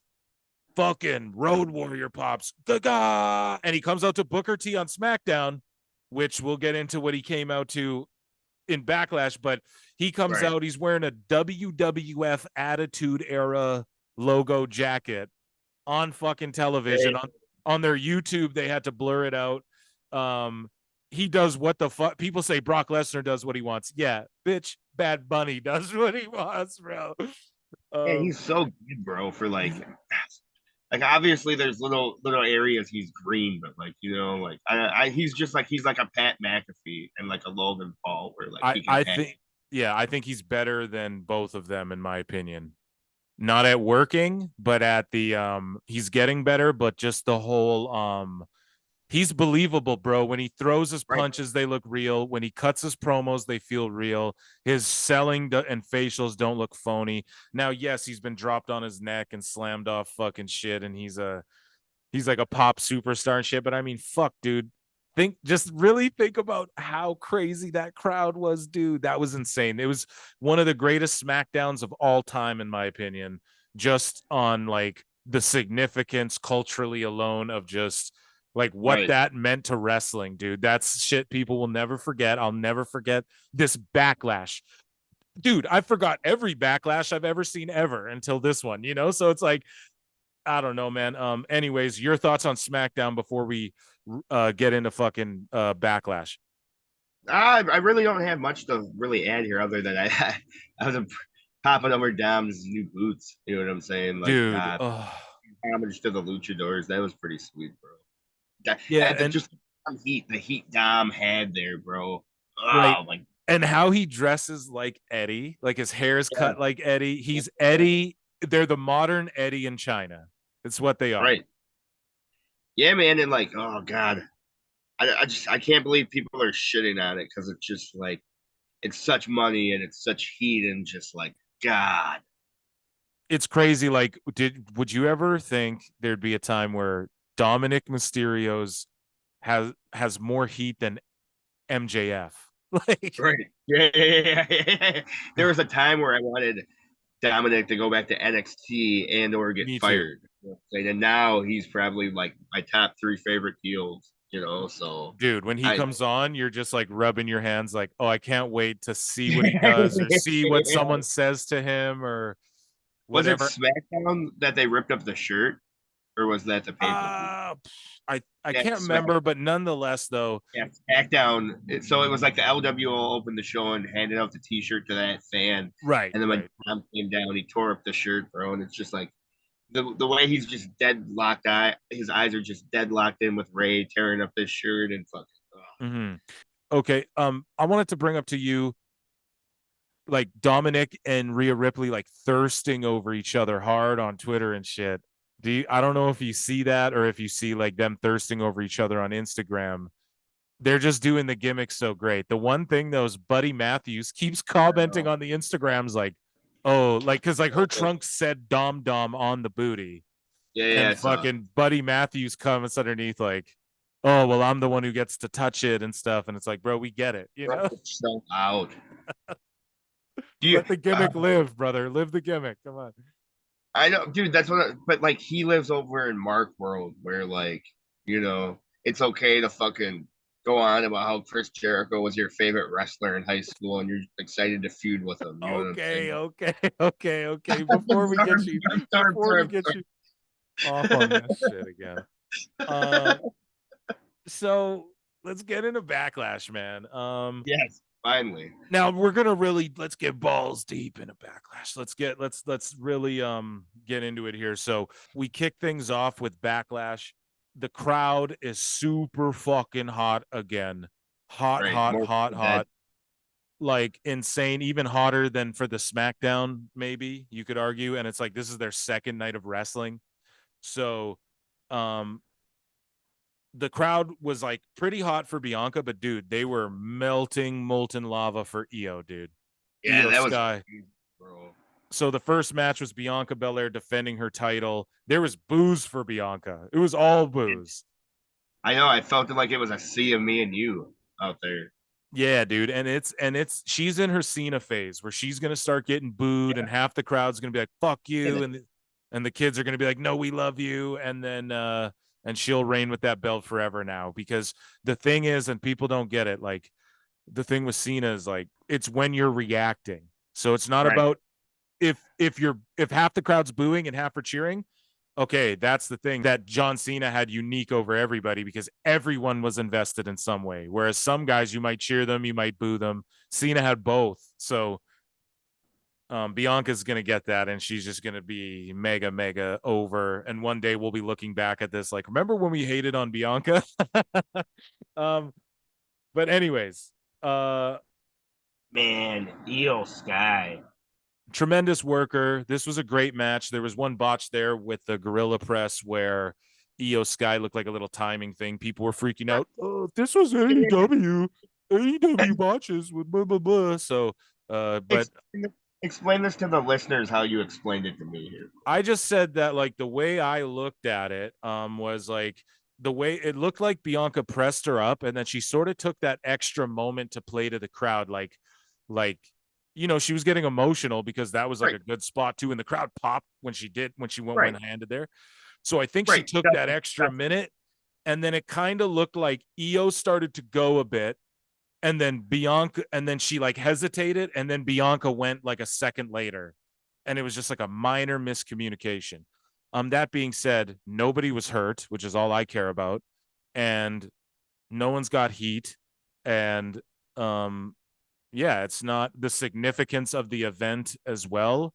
It's not like that spot's like, it's not like that spot is Dante Martin taking a Canadian destroyer 20 feet in the air off a ladder to the outside of a ring through 4 tables. Right. It's just a regular gorilla press with a little bit of a timing communication error. That shit happens. I mean, I'm sorry. So, man, and how good were all these false finishes? They were great. I'm always the one to shit on 82 false finishes, but just the way that this crowd was invested in the Io, man, and it's just like, right. Wow. Can I read my next notes right here? A bunch of great false finishes. There you go. And then listen to the next note. The most invested I've ever been in a Bianca match. I was about to say, this is the most we've ever like put her over or enjoyed any content. Like, and your last sentiment, I just mimicked it exactly with my notes. Like, we're on the exact same wavelength about this, so that's good. And then it sets up a little bit of dissension and damage control. Thank fuck. That's my last notes on that. So, man, get out of here, bro. Can we talk about Bailey's fucking man, Bailey and fucking Dakota coming down to the ring? So there's people saying like, oh, if you think Bailey's hot, you're a mark, whatever. But that's crazy. I guess I'm a mark, bro. Yeah, I guess I'm a mark. Like, sorry, dude, I'm attracted to women. Yeah, and not to have like this high school talk, like, oh, would you bang Bailey? But it's like, bro, what is your like? Are you gonna tell me that booty ain't a nice booty? Whatever. Yeah, we're not gonna sit here and sexualize the women wrestlers, but she wore those pants for a reason, fellas. Let's be honest. Right, and I'm not gonna sexualize her either. But hey, Miss New Booty. But continue. Yeah, okay. Yeah, she busting, bro. Let's be honest. Okay. Savio Vega shows up on screen. There's a backstage promo. We got Ray talking to whoever. There's Savio Vega. He gets fucking nuclear. You do it. You do your scream. You do it. You want the Yeah, your crowd scream. You're always like, what? You always do it really good. Oh, that's actually me doing the neck beards, bro. Oh, okay. Do the neck beards for me. I love that shit. Okay, so the universe. That's the neck beards, bro. Right. So the next match, them again. He does not qualify. So the next match is Rollins versus Omos. Now this one had a lot of intrigue. Now what I liked about this match was there was a lot of intrigue coming into it. Like, motherfuckers were debating, is Seth gonna win? Is Omos gonna win? Now with the World Heavyweight, now they announced the picks who's going to be in the World Heavyweight Championship tournament, I think, after Backlash. So if we had known that going in, we would have went, oh, Rollins is obviously going to get the dub 100%. But there was question marks on this match. That's what I liked going into it. That's the beauty of wrestling, where you're like, oh shit, who's going to win? So Rollins was over as fuck. The crowd was so hot for him. You called it. Rollins was going over. He made almost look like $1 million. He made him look like a big guy. Like he's, bro. It was some classic Andre the Giant shit. It was, and you could see Rollins. I wrote in my notes. You could see the ref and Rollins talking almost through the whole fucking match, bro. But it was worth it. It was a good almost match. So like that's what matters, you know. Like sometimes you don't even exactly, man. And you can just see like at least he's listening, he's learning. Listening. But the information is being received and it's fucking going back out, you know. Right. And this is gonna sound stupid to like classic wrestling minds, but let me justify what I'm about to say. Almost needs to work on his selling, but that sounds dumb because he's a giant. He shouldn't be selling probably ever, but since WWE's going to have him sell, he needs to work on his selling. I'm just going to say that, but he shouldn't be selling. Big guys like that should be selling at all. So I don't even know why we're having that conversation, but it was a great fucking match that I was invested in. Sorry, go ahead. He kind of reminds me of like King Kong when King Kong gets hit in the movie. He's very slow and like ah if that Right. makes sense. And I liked when they were singing and he's playing the crowd. He's like, yeah, come on. Like I like that, dude. I like that stuff. Yeah, That's I love the start of the match, bro. And When he but attacked yeah, him. you could just see the ref and Seth just talking him through the whole fucking thing. And you could see I wanted to point this out too. And again on Raw, I'll bring this up again when we review Raw, but probably on our next show or whatever. But you could see Seth like thanking when he pinned Omos, you could see like he dropped the hair and you could see him like he's saying something to Omos and he was probably thanking him or whatever. But you see Rollins did that again on Raw in his triple threat. You could see him like he ducked the hair and you could see him talking. He thanked probably whoever he pinned in his match there. We'll get to that later, but I like that Seth Rollins. I like if he's in that era of like Is Seth Rollins the next champ? I think that's who the smart money you pull the trigger on, because this is why. Super over, crowd loves him. He can do babyface or heel, great worker, can do every fucking show. Had his time off a little bit and has like a tour bus with his wife and his kid and shit on tour with him. He's comfortable. Put the belt on him, get a lengthy reign, get great matches, help get guys over. I think that's the way you do it.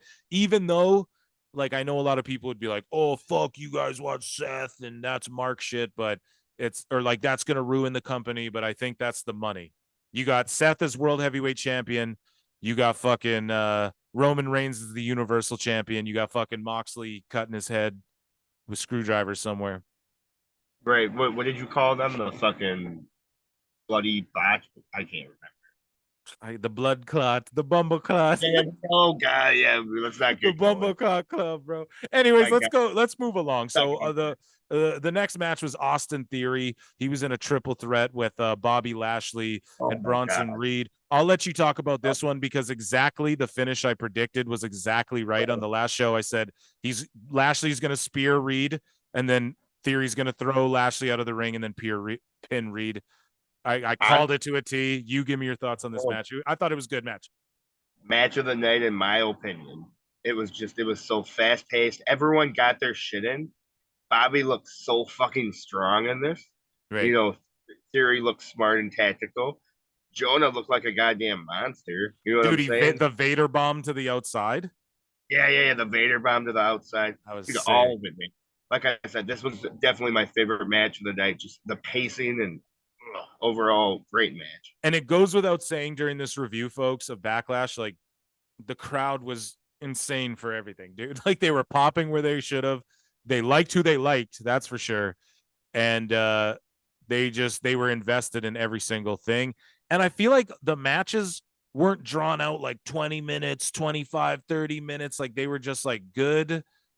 Yeah, it felt like a Raw. But like a Raw in a good way, though, because people would go, pay-per-views are like Raws and you're putting it over. But it's like, no, like the what was better than Raw because there's less advertisements. That's the only problem with Raw. They're just so much ads and preparing yourself for the YouTube section. That's what you're doing. yeah. So Rhea and Zelina Vega, their match is next. Rhea comes out. She's wearing white. She's got Dom on her ass. Zelina comes out. She's draped in the Puerto Rican flag. She's getting tons of love. She's getting super emotional. I got goosebumps from that. I did too. It was great stuff. Yeah, now I felt like such a mark sitting there getting goosebumps over this reaction, man. But like, you know what I'm saying? I'm super invested in her, and like it was just, you know, it was cool to see her get this moment, you know. Right. I remember when they let her go the first time, it was just like, wow, that was fucking dumb. Dude, that was super dumb, especially over some shit like Twitch, you know? Right, yeah, man. Like this is like the third or fourth Zelina and Rhea match, correct? And every time it's just like it's like this. It's like that Rey Mysterio versus Big Show, you know? Right. And they did a great job of building up to that. I called it. I was like, dude, they're gonna tease the roll up in the DDT, but then Rhea's just gonna get her. I should have fucking bet and parlayed all my. I swear I picked this whole card like to a fucking T. But anyways, so I wrote before the match even started. I wrote win or lose, Zelina Vega just won. Why not? Yeah, she just won. There was really no time given to them. I felt like a good TV match, but it was for a pay-per-view. But then in the long run of the pay-per-view, I get why they did it. And it should have been Rhea going over super strong over Zelina. That's how I feel. So the ovation for Zelina at the end was very special. And yeah, that's my thoughts on Yes, the match. I really like the way that Rhea and Zelina like fed off the crowd and worked on off the crowd. Like, a lot of the spots were planned around like getting a reaction out of them rather than them getting their shit in, which is cool. And then probably my favorite spot of the match was when Rhea tried that riptide and then Zelina reversed it into the DDT. That was just really slick. Right. It was. So I think the next segment we see Bad Bunny backstage, I want to say, or coming to the arena. Bad Bunny. And he gets fucking Austin pops. I got all these different types of pops you can get. I've named already. Nuclear, Road Warrior, Austin. So Damian Priest makes his entrance. He's got good heat. He's Puerto Rican as well. So Bad Bunny comes out to Chambia, and this song, the whole fucking crowd is just singing it, going insane. Like they're just going, they're fucking nuclear for him. He does some attitude era shit. ECW shit. Yeah, dude, he's about to make his entrance. He says, no, fuck that. He goes back. He grabs a shopping cart filled with weapons. I don't know, dude. I'm a mark. I pop for that shit. They just start. I mean, there's a bunch of hogwash in this match. I mean, I don't know to go through all these spots. Yeah, I'm not shitting on it at all, but it's like it was just like a crazy street fight because again, I predicted it. Like it's just so Bad Bunny could beat Priest by doing hardcore shit to him because he can't beat him in a real match, we have to address some of the negatives. You know what I'm saying? There was moments where Bad Bunny was looking rather green, and it was definitely Damian Priest carrying a lot of. Absolutely. But with that said, the fact that this is a pop star, and just the radioactivity of the fucking crowd, dude, they were just blah, like they were everything. They were just so invested in it. So, and like, here's the thing, dude, I catch flack on Twitter for saying AEW should put fucking Jamie Hayter versus Saraya at Wembley because they're both from fucking England. And literally people on Twitter are like, no, they should spread them out and get the most pops and stuff. Well, here you got two Puerto Ricans going at it, bro. And the crowd's fucking invested. All I'm saying, dude, like you can't think like that. It's not about getting everyone their hometown pop, So that's why I like this. Like Io Sky is not from Puerto Rico, but the crowd went fucking insane for her. So this match, you go ahead. These interruptions that came out. Yeah, so this is what I really wanted to talk about. I mean, who doesn't? So yep. Judgment Day comes out because it looks like Bunny's gonna start winning. Fucking Mysterio comes out to help. He gets huge pops. He gets Ray being chased by the Evil Dead thing again. Yes. And he gets huge pops. He gets the shit kicked out of him though. And that's when all of a sudden fucking you hear the fucking boom, boom, dun, dun, dun, dun, dun, dun, dun. Carlito fucking cool. Place erupts, dude. The Colon family from Puerto Rico. Yes. I'm surprised we didn't see Epico and Primo as well, but are they still under contract? That's what I wonder. Yeah, honestly, I'm not sure, man, because like I remember seeing them almost like less than a year ago. Weren't they doing that luchador thing? I'm not sure, man. I know that they did go back to Puerto Rico. I know that. But they were allowed to do both. Like they could go to Puerto Rico and work there and then come when WWE needed them or something like that. I'm sure someone in the comment section or some fucking Twitter market. But anyways, the crowd fucking explodes for Carlito. He comes out. He looks great. He hasn't aged a day. He did his last appearance at like a Royal Rumble or some Legends Night or something. He looked fucking great there. I don't know why they don't sign him. They should I don't think he can pass the drug test and shit, man. Why, like steroids and or like marijuana or? Yeah, just like steroids and dope and whatnot, Okay. I'm pretty sure he's pretty reckless and shit. If I'm Tony Khan though, like I'm writing this guy a check and bringing him in. What the fuck? Thank God you're not Tony Khan. Yeah. It should be noted as well. LA Knight beat fucking Butch in a dark match on SmackDown and was super over in Puerto Rico. I digress. Yeah. Get that in quick. Yeah. Yeah. So Carlito, backstabbers. He's wearing an LWO shirt, so he's an honorary member. He fucking starts. He hits the backstabbers. He's setting Ray up for 619s. Crowds go ooh ah, ooh ah. They're fucking popping for everything. And then the Judgment Day powder out fucking Finn Balor and whoever all else. They powder to the outside. Yeah, and Dom. Yeah, and then they're gonna make their escape through the ramp, out the ramp, and all of a sudden fucking music hits. Savio Vega, give me the neck beard. Yeah, so, Give me the neck beard. The pops. So Savio Vega comes out. Here's where you're incorrect. The neckbeards don't know who the hell is Savio Vega. They do now, brother. They've Googled him. Google exists, bro. Google. That's what I just said, Doug. Outside of a Wikipedia search. Yeah. So Savio Vega comes out.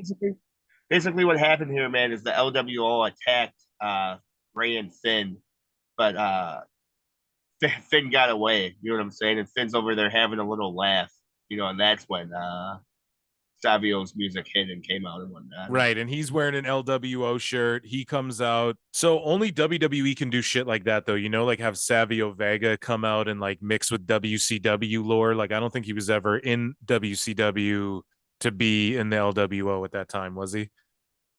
No. Yeah, exactly. So only WWE can do cool shit like this. And so fucking mega heat. He starts hitting the fucking the chops to the neck and shit. Yeah. And the crowd's popping. He hits the fucking the leg thrust, the leg lariat, whatever you want to call it there, where he gives him the arm lock and fucking the wrist lock and then kicks him with the back kick. That was a good, everyone's popping. They fight to the back or fight off or whatever. I think the other guys of the LWO come out. Oh, yeah, right. That already happened. So anyways, though, the crowd's going fucking insane. I was popping. I watched that shit back like 400 fucking times, dude. It was too epic. I'm an uber mark for shit like that, for moments like that we'll remember. That felt like WrestleMania-y, Right. Yeah, very WrestleMania-y. Think about this. I think I might have mentioned this earlier, but the string of spectacular fucking events like WWE's done. They're doing the Saudi Arabia show coming up, Night of Champions. That's huge. They just did Backlash in San Juan, the SmackDown in San Juan, WrestleMania in Hollywood just went down, was a 2-night. Like, think about if you're there right now, wrestling's just hot. You're working at WWE. I know, man.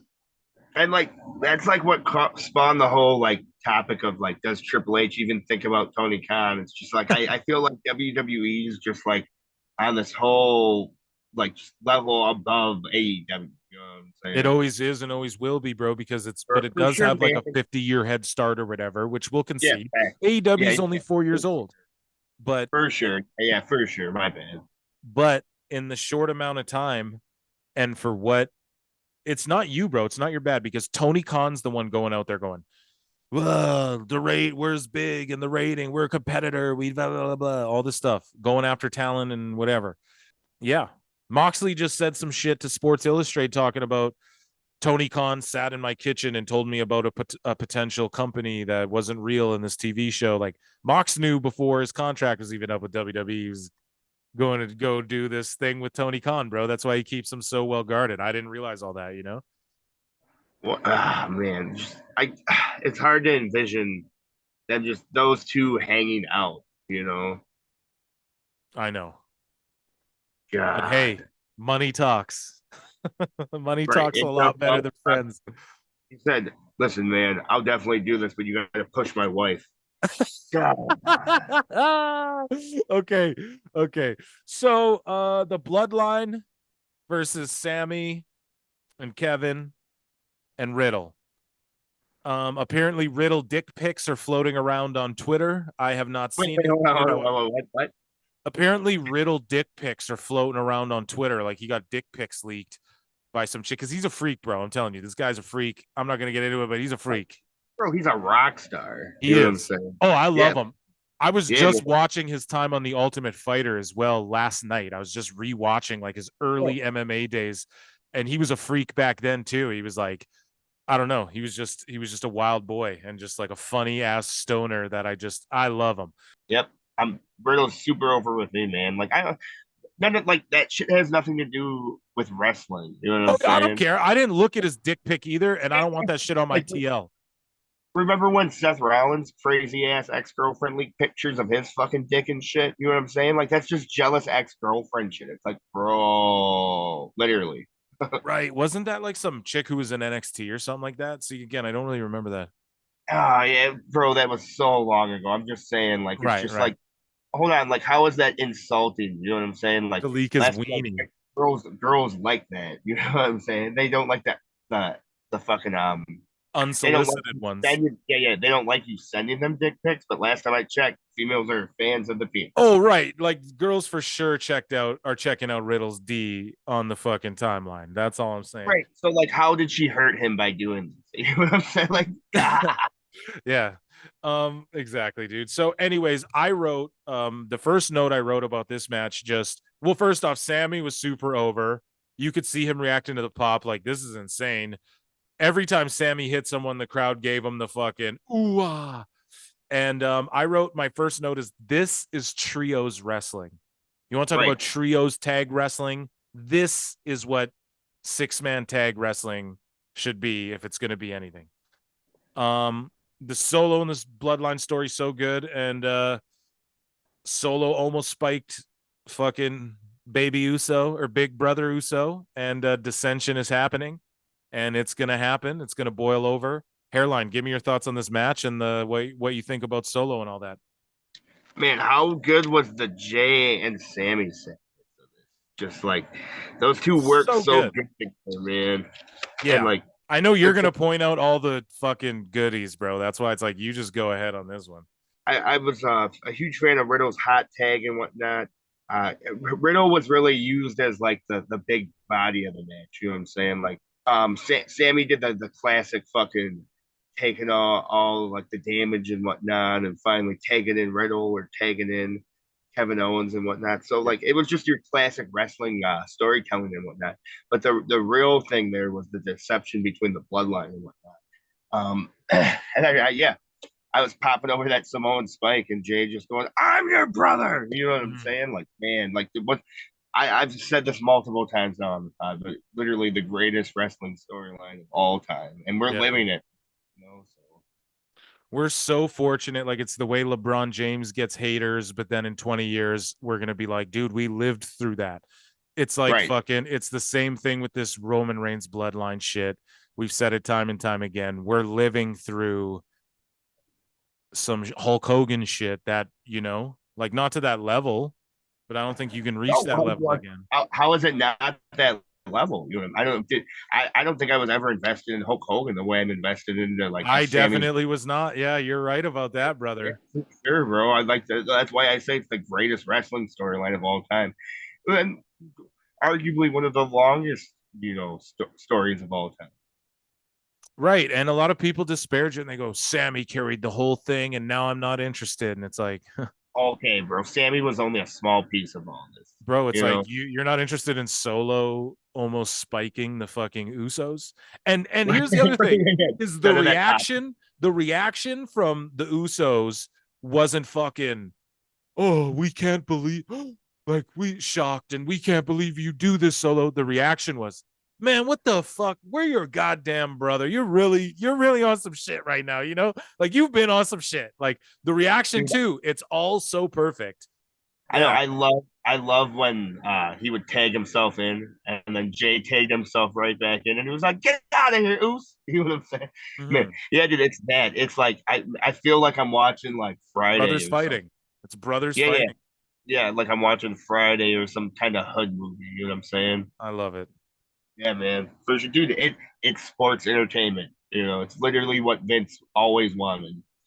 At the highest level. What I thought would have been the main event would have been Bad Bunny versus Damian Priest. And I'm shocked they didn't save this for the main event. But I guess Brock said, I want to go on last for this hot ass crowd, because when Brock ain't feeling it, he goes on first, even if it's like a world title match, and then he gets out of fucking Dodge. And this time, we've even seen him do that at WrestleManias. This time in San Juan, he's like having too good of a time. He's like, no, motherfucker, I'm going on last. So Cody gets a big reaction. Okay, I'm gonna put this match over so hard, and people, e-drone Fedmark, people are trying to knock this fucking match. It's 50-50 kind of online. Okay, hold on. Tell me what they're saying was bad about this match. They're saying, oh, Cody, she can't beat Brock in a real fight. Oh, Cody pinned him down and then ran away, jumped him before the bell like a cowardly heel. It's like, bro, are you just watching did you just watch a Twitter clip of last week's 1 minute?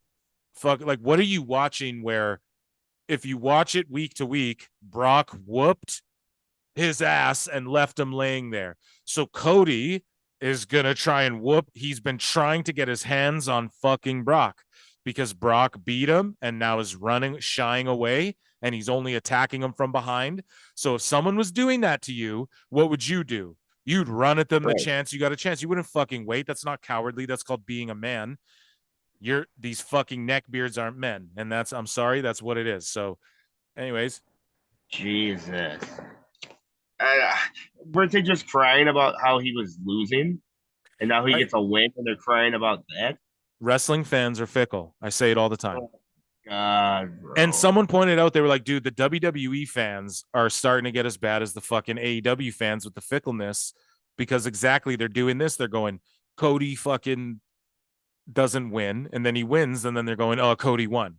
And it's like, dude, what do we got to do? Now I'm going to put this match over on a psychology level, on a work level, on a fucking Brock being was genius. It was so good. This is Brock Lesnar wrestling fucking like a wrestler, not a fucking big body UFC guy. You know, I don't know. Obviously, it was Cody, you know, but yeah, right. Continue. Okay, the whole thing boils down to the blood spot, which we're gonna get to. If I just want to go over my notes here, and then I'll let you just give your whole thing. But I want to get into the blood spot and the psychology behind all of that, the finish and everything. So Cody gets a big reaction. So does Brock. Brock murders Cody, like murders him. There was like spots in there, you know, where Cody starts turning up the heat, and he goes to fucking, well, okay. When Brock caught Cody off the Cody cutter, the disaster kick, and then Germaned him, like all of that was so good. Cody's getting fucking thrown, landing on his head, or not really his head. He's selling him great. He's landing great. Brock's putting him there, but there's veracity. Like Brock hit Cody with a fucking snap suplex that was just like, ooh, shit. Like just the veracity on it was like, you know, Cody was hurting in there for real, you know, and they were laying their shit in. And I really Cody was making Brock look like $1,000, you know? He absolutely was. And Brock was making Cody look good too, with the fucking great selling and putting his moves over and taking his moves and shit. And doing the near fall. Brock doesn't do that for people, you know what I mean? Like he's doing this shit to unless you like Super Saiyan, like, oh, Goldberg spears him and then he does like a false finish or whatever. But Brock is like really working with Cody. You can tell he's enjoying working with Cody, in my opinion. But I love the way that Cody sold the belly to belly. Right, man. Spot of the match. And this is what I wanted to put over. Cody kicked out of the F5 where it was almost certainly the match was done. Cody kicks out of the F5.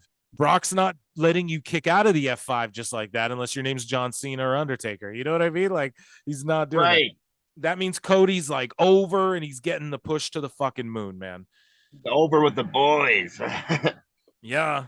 And so Cody, the whole blood spot. Now, whether that was hard way or whether he bladed, I think it was hard way. I think Brock really tried to hard way himself, though. I don't know, man. I only personally watched the show once, but he for sure botched whatever this was. You know, right? Regardless of what it was simply a botch job. But it added to the fucking psychology of the ending Yes. so much, because Brock, when he busted himself open, looks so frazzled. And at the end of the match, like where he's on both of his knees. So basically what happens, Brock gets color, and then fucking they get into like a scramble where Brock like goes to Kimura Cody, which he's finished a bunch of people with. And then Cody does what you would do if this was a shoot wrestling match. This is what you do. And this is why dumb fucks go, Cody couldn't beat Brock in a real fight. Okay, but if it was a grappling match and you're on top of me and you're a smaller guy, yes, you can if you know how to grapple. Like, yeah, dude, that's, and actually Cody has a good wrestling resume from his youth, you know? I mean, right. They just like, they don't get it, bro. They don't get it because they've never actually wrestled or done jujitsu or played football probably or any of these fucking things. So, but nonetheless, not saying you have to understand this type of thing, but it's just the point I'm making is, so Brock's all frazzled because he's bleeding. He's busted open from the fucking turnbuckle shot. A lot of people are saying, oh, that's heel shit on Cody's end to use the turn to accidentally rip the turnbuckle off and then get the win. But it's like, no, it's not his fault. It's not like a manager ripped it off and then he threw him into the buckle. It was like he reversed Brock's shit into the buckle, you know? Like it was. Well, I don't know, man. They just need to, it needed to make sense. And Brock was going to use the fucking buckle, though. He looked at it. He looked. Right. He was going to use it. So it was Cody reversing the bad guy's shit on the bad guy, bro. It's like Voldemort shoots some shit at Harry Potter. He bounces the shit back at him. You know what I'm saying? Like that's what he did. So he fucking busted his head open. He's all frazzled. They get in a scramble with the Kimura lock. I thought Brock was going to tap him there.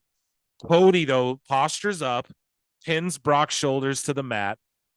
Brock's selling his ass off, though. Like after the blood, he's all frazzled and shit. The pin, 1, 2, 3. Cody rolls out because he just narrowly escaped. He did. He was getting murdered. What's he just gonna lay there, put his arms up, cry like you would, Mark, with HBK? Cry. What is he gonna do? No, he's gonna get away from this beast who's angry, frazzled, bleeding, and almost ripped his arm off and is going and threw him around 700 times. And Brock's on both knees, the blood's pouring down. He's looking around like, what the fuck happened? And then they only accentuated this the next night on Raw, which we'll get into probably on our next show. But nonetheless, though, this was brilliant. This match was brilliant. That finish was brilliant. This is how you keep Cody strong. Right. Brock is brilliant. He's in his get people over phase. And I fucking really enjoyed this. And the psychology was brilliant. Hairline, I sucked this match's dick enough. Your thoughts? Are you going to buy your dinner or what's going on here, buddy? Dude, there's no need for that. Yeah, you're right. We're cutting right to the chase.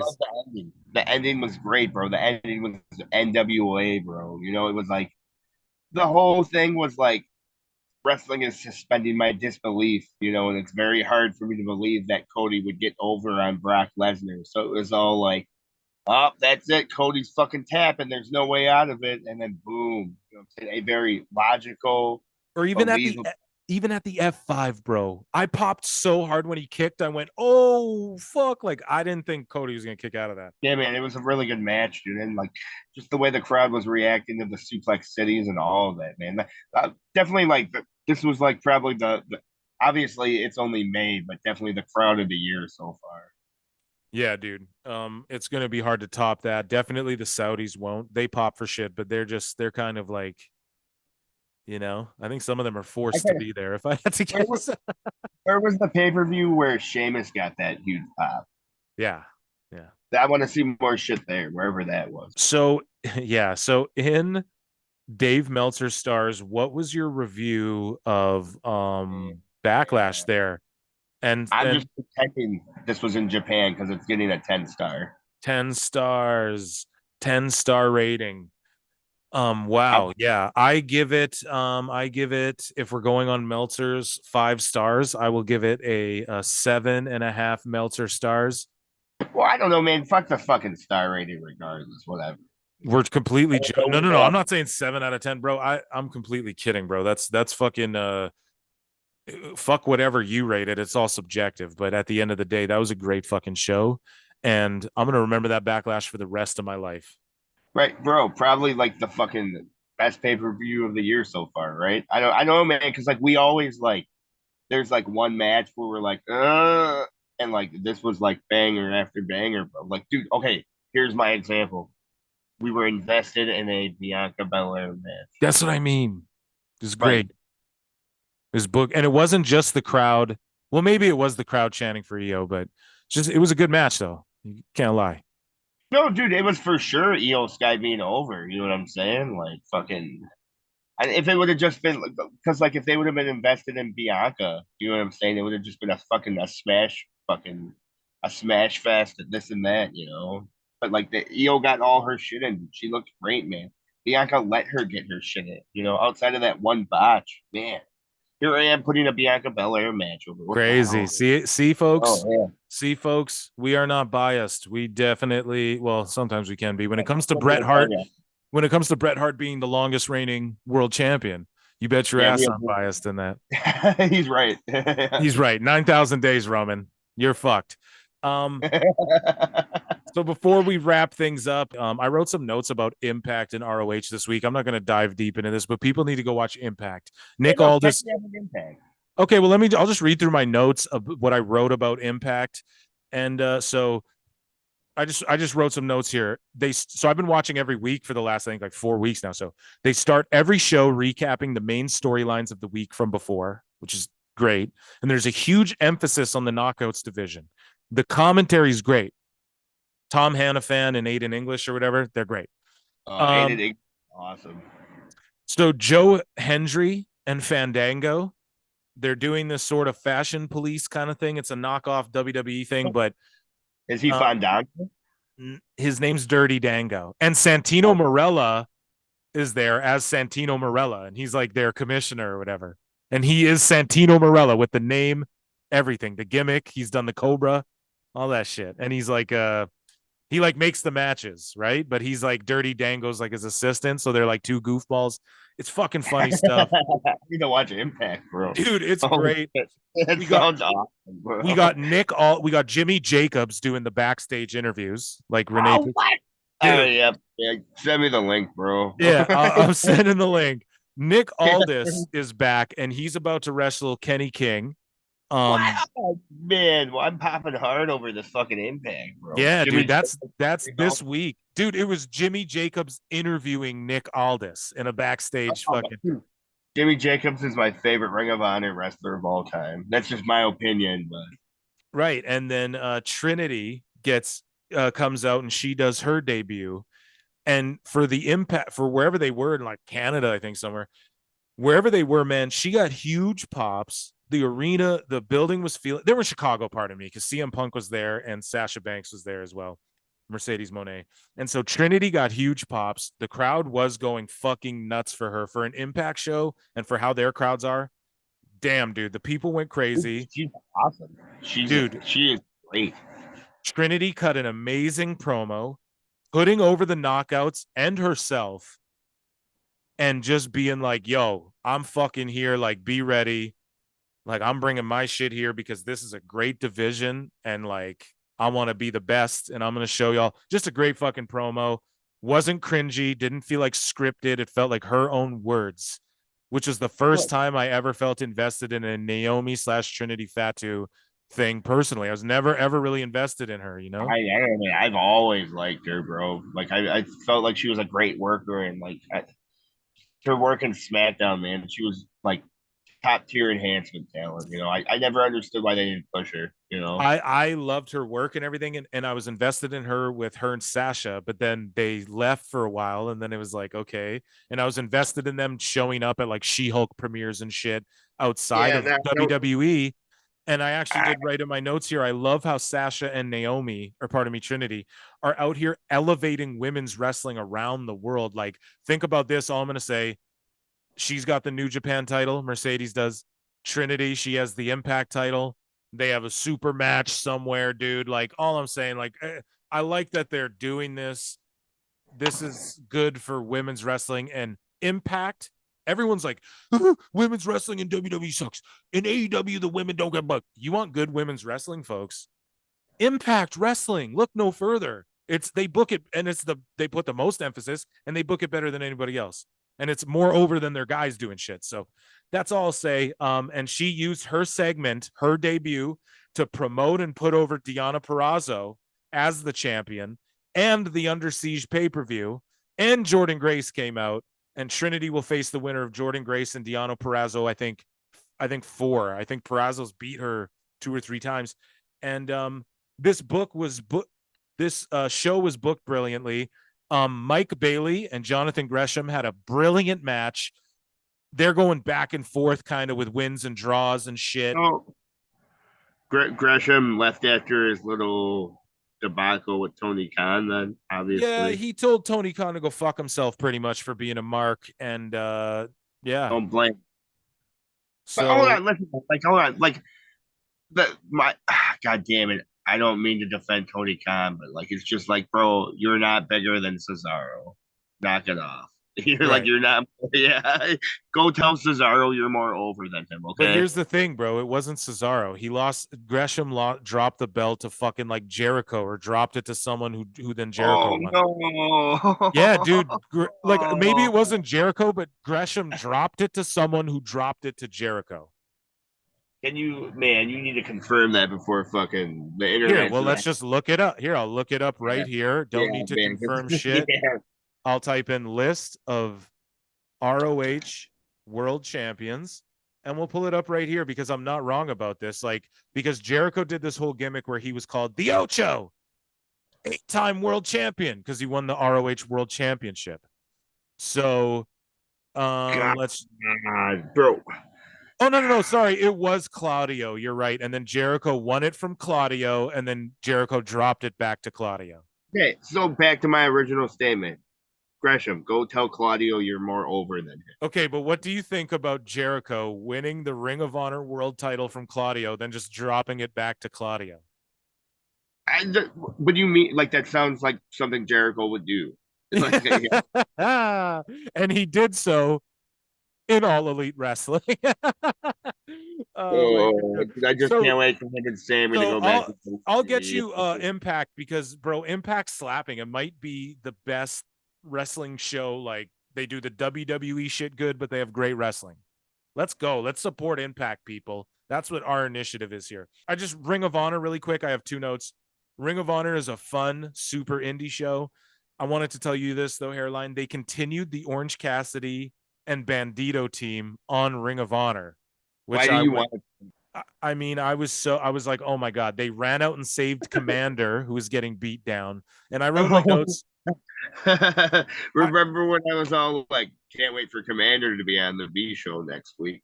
Yeah, man. And I wrote in my notes, it's good to know that Tony Khan looks at Bandito as the same as fucking Commander and Orange Cassidy, for Christ's sakes. He should have signed with WWE. That's what I wrote. So was Commander trying to sign with WWE? No, Bandito should have signed with WWE. Oh, what a fucking dummy, bro. They saw his television match on Dynamite, and WWE apparently was calling him immediately after that match trying to sign him, and he chose Tony Khan, and then Tony Khan signed him instead, and now he's teamed with Orange Cassidy and Commander. Oh God. Yeah, I'm speechless. I don't know. Here's the thing with Tony Khan. He doesn't like Andrade. He doesn't like Roosh for some reason. You don't see Roosh, and you haven't even seen Roosh yet. He's like the best guy in AEW, in my opinion. You haven't seen who? Exactly. I cannot wait for you to see Roosh versus Danielson is one of the best TV matches, and you don't even know who Roosh is because we're not seeing this guy. Well, it's like when Sheeta came out, and I was like, "What the fuck is this, bro?" And you're all like, "This is one of the greatest women wrestlers." Okay. All I'm saying is all these fucking luchas he's just disrespecting them and burying them, I feel like. And it's bullshit. I want to see Bandito versus fucking Roosh. And Dragon Lee, I'm going to applaud for fucking signing to WWE. I'm going to applaud him because he went to AEW there, did a match or 2, and then he went to WWE. So I applaud him for fucking making that choice, because they're going to turn him and at least try to make him like the next Rey Mysterio if they can. So yeah, I don't think he's burying any of this lucha stuff. He's just trying to live out his mark-ass AAA shit, And fucking... Okay, but bro, what? So you don't I don't know. You don't think he thinks you don't think Yeah, actually, I agree with you. It's like, I think he just looks at Bandito like Commander. Like, he doesn't know the difference between like, oh, it's a mask gimmick, you know? Right. This is my Orange Cassidy mark gimmick. This is my fucking B show mask gimmick. And then I wrote some fucking notes on Rampage, but you didn't see the firm deletion. So now, should I wait to talk about that match with you? Yeah, we're gonna do this with the Raw recap because I am 100% watching this. Folks, PWT Podcast listeners, thank you so much for tuning in. Thank you for over 100 subs, by the way. Thank you so much for that. To our fucking haters, Big LA Ruiz, Lil Bro on Twitter. It's okay, brother. I can't believe you're doing this right now. Log off, brother. It's okay. And you can hate on our show, but I think over 100 subs in like about a month, I think that's pretty good fucking traction, I would say. Not even counting our Spotify listeners and shit. What would you say, Hairline? It's great, bro. You know, I don't give a shit about any fucking little Twitter marks and their little action figures. I have action figures too, bro, but you ain't gonna see them on my Twitter feed. And you know, man, like I thought our videos and shit when we started uploading, we would get like fucking 13 views and get geeked, and now we're like, you know, we put up a clip and it gets 300 hits instantly, and we're like, fuck, man, awesome, you know, like I love this. Well, right. We always had the attitude that, like, no matter what the view counts, we were going to do this because this is like the conversations we have, anyways. But it's just cool to see that it's like taking off. And the fortunate side to it taking off is now I'm sitting here watching AEW in my free time. Yeah, dude. Oh my god. It is what it is, you know.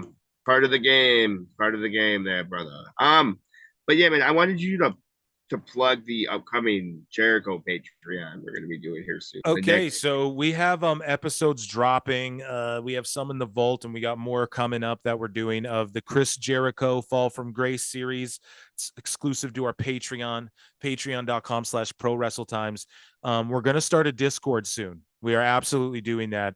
And you guys, you know, if you could really check out our Patreon, I think you'd like some of the exclusive stuff we are doing and have and will be doing, and you'll get early access to shit. I'm working on this funny Tony Khan video. I hope, dude, they've been going hard on the copyrights on AEW shit. I hope they don't pull our shit down, but I'm doing my best here. And nonetheless, behind the Patreon paywall, they can't pull our shit down. Not that, but it's just a little compilation of all of Tony Khan's appearances on the All Access reality TV show, which will come out, I think, Thursday, because the last episode debuts on Wednesday. But not to plug AEW, and Lord knows that show needs it. But thank you guys so much. Check us out on Twitter at Pro Wrestle Times. Check us out on Patreon, Pro Wrestle Times. Check out our Clips channel at Pro Wrestle Clips, where most of you are at.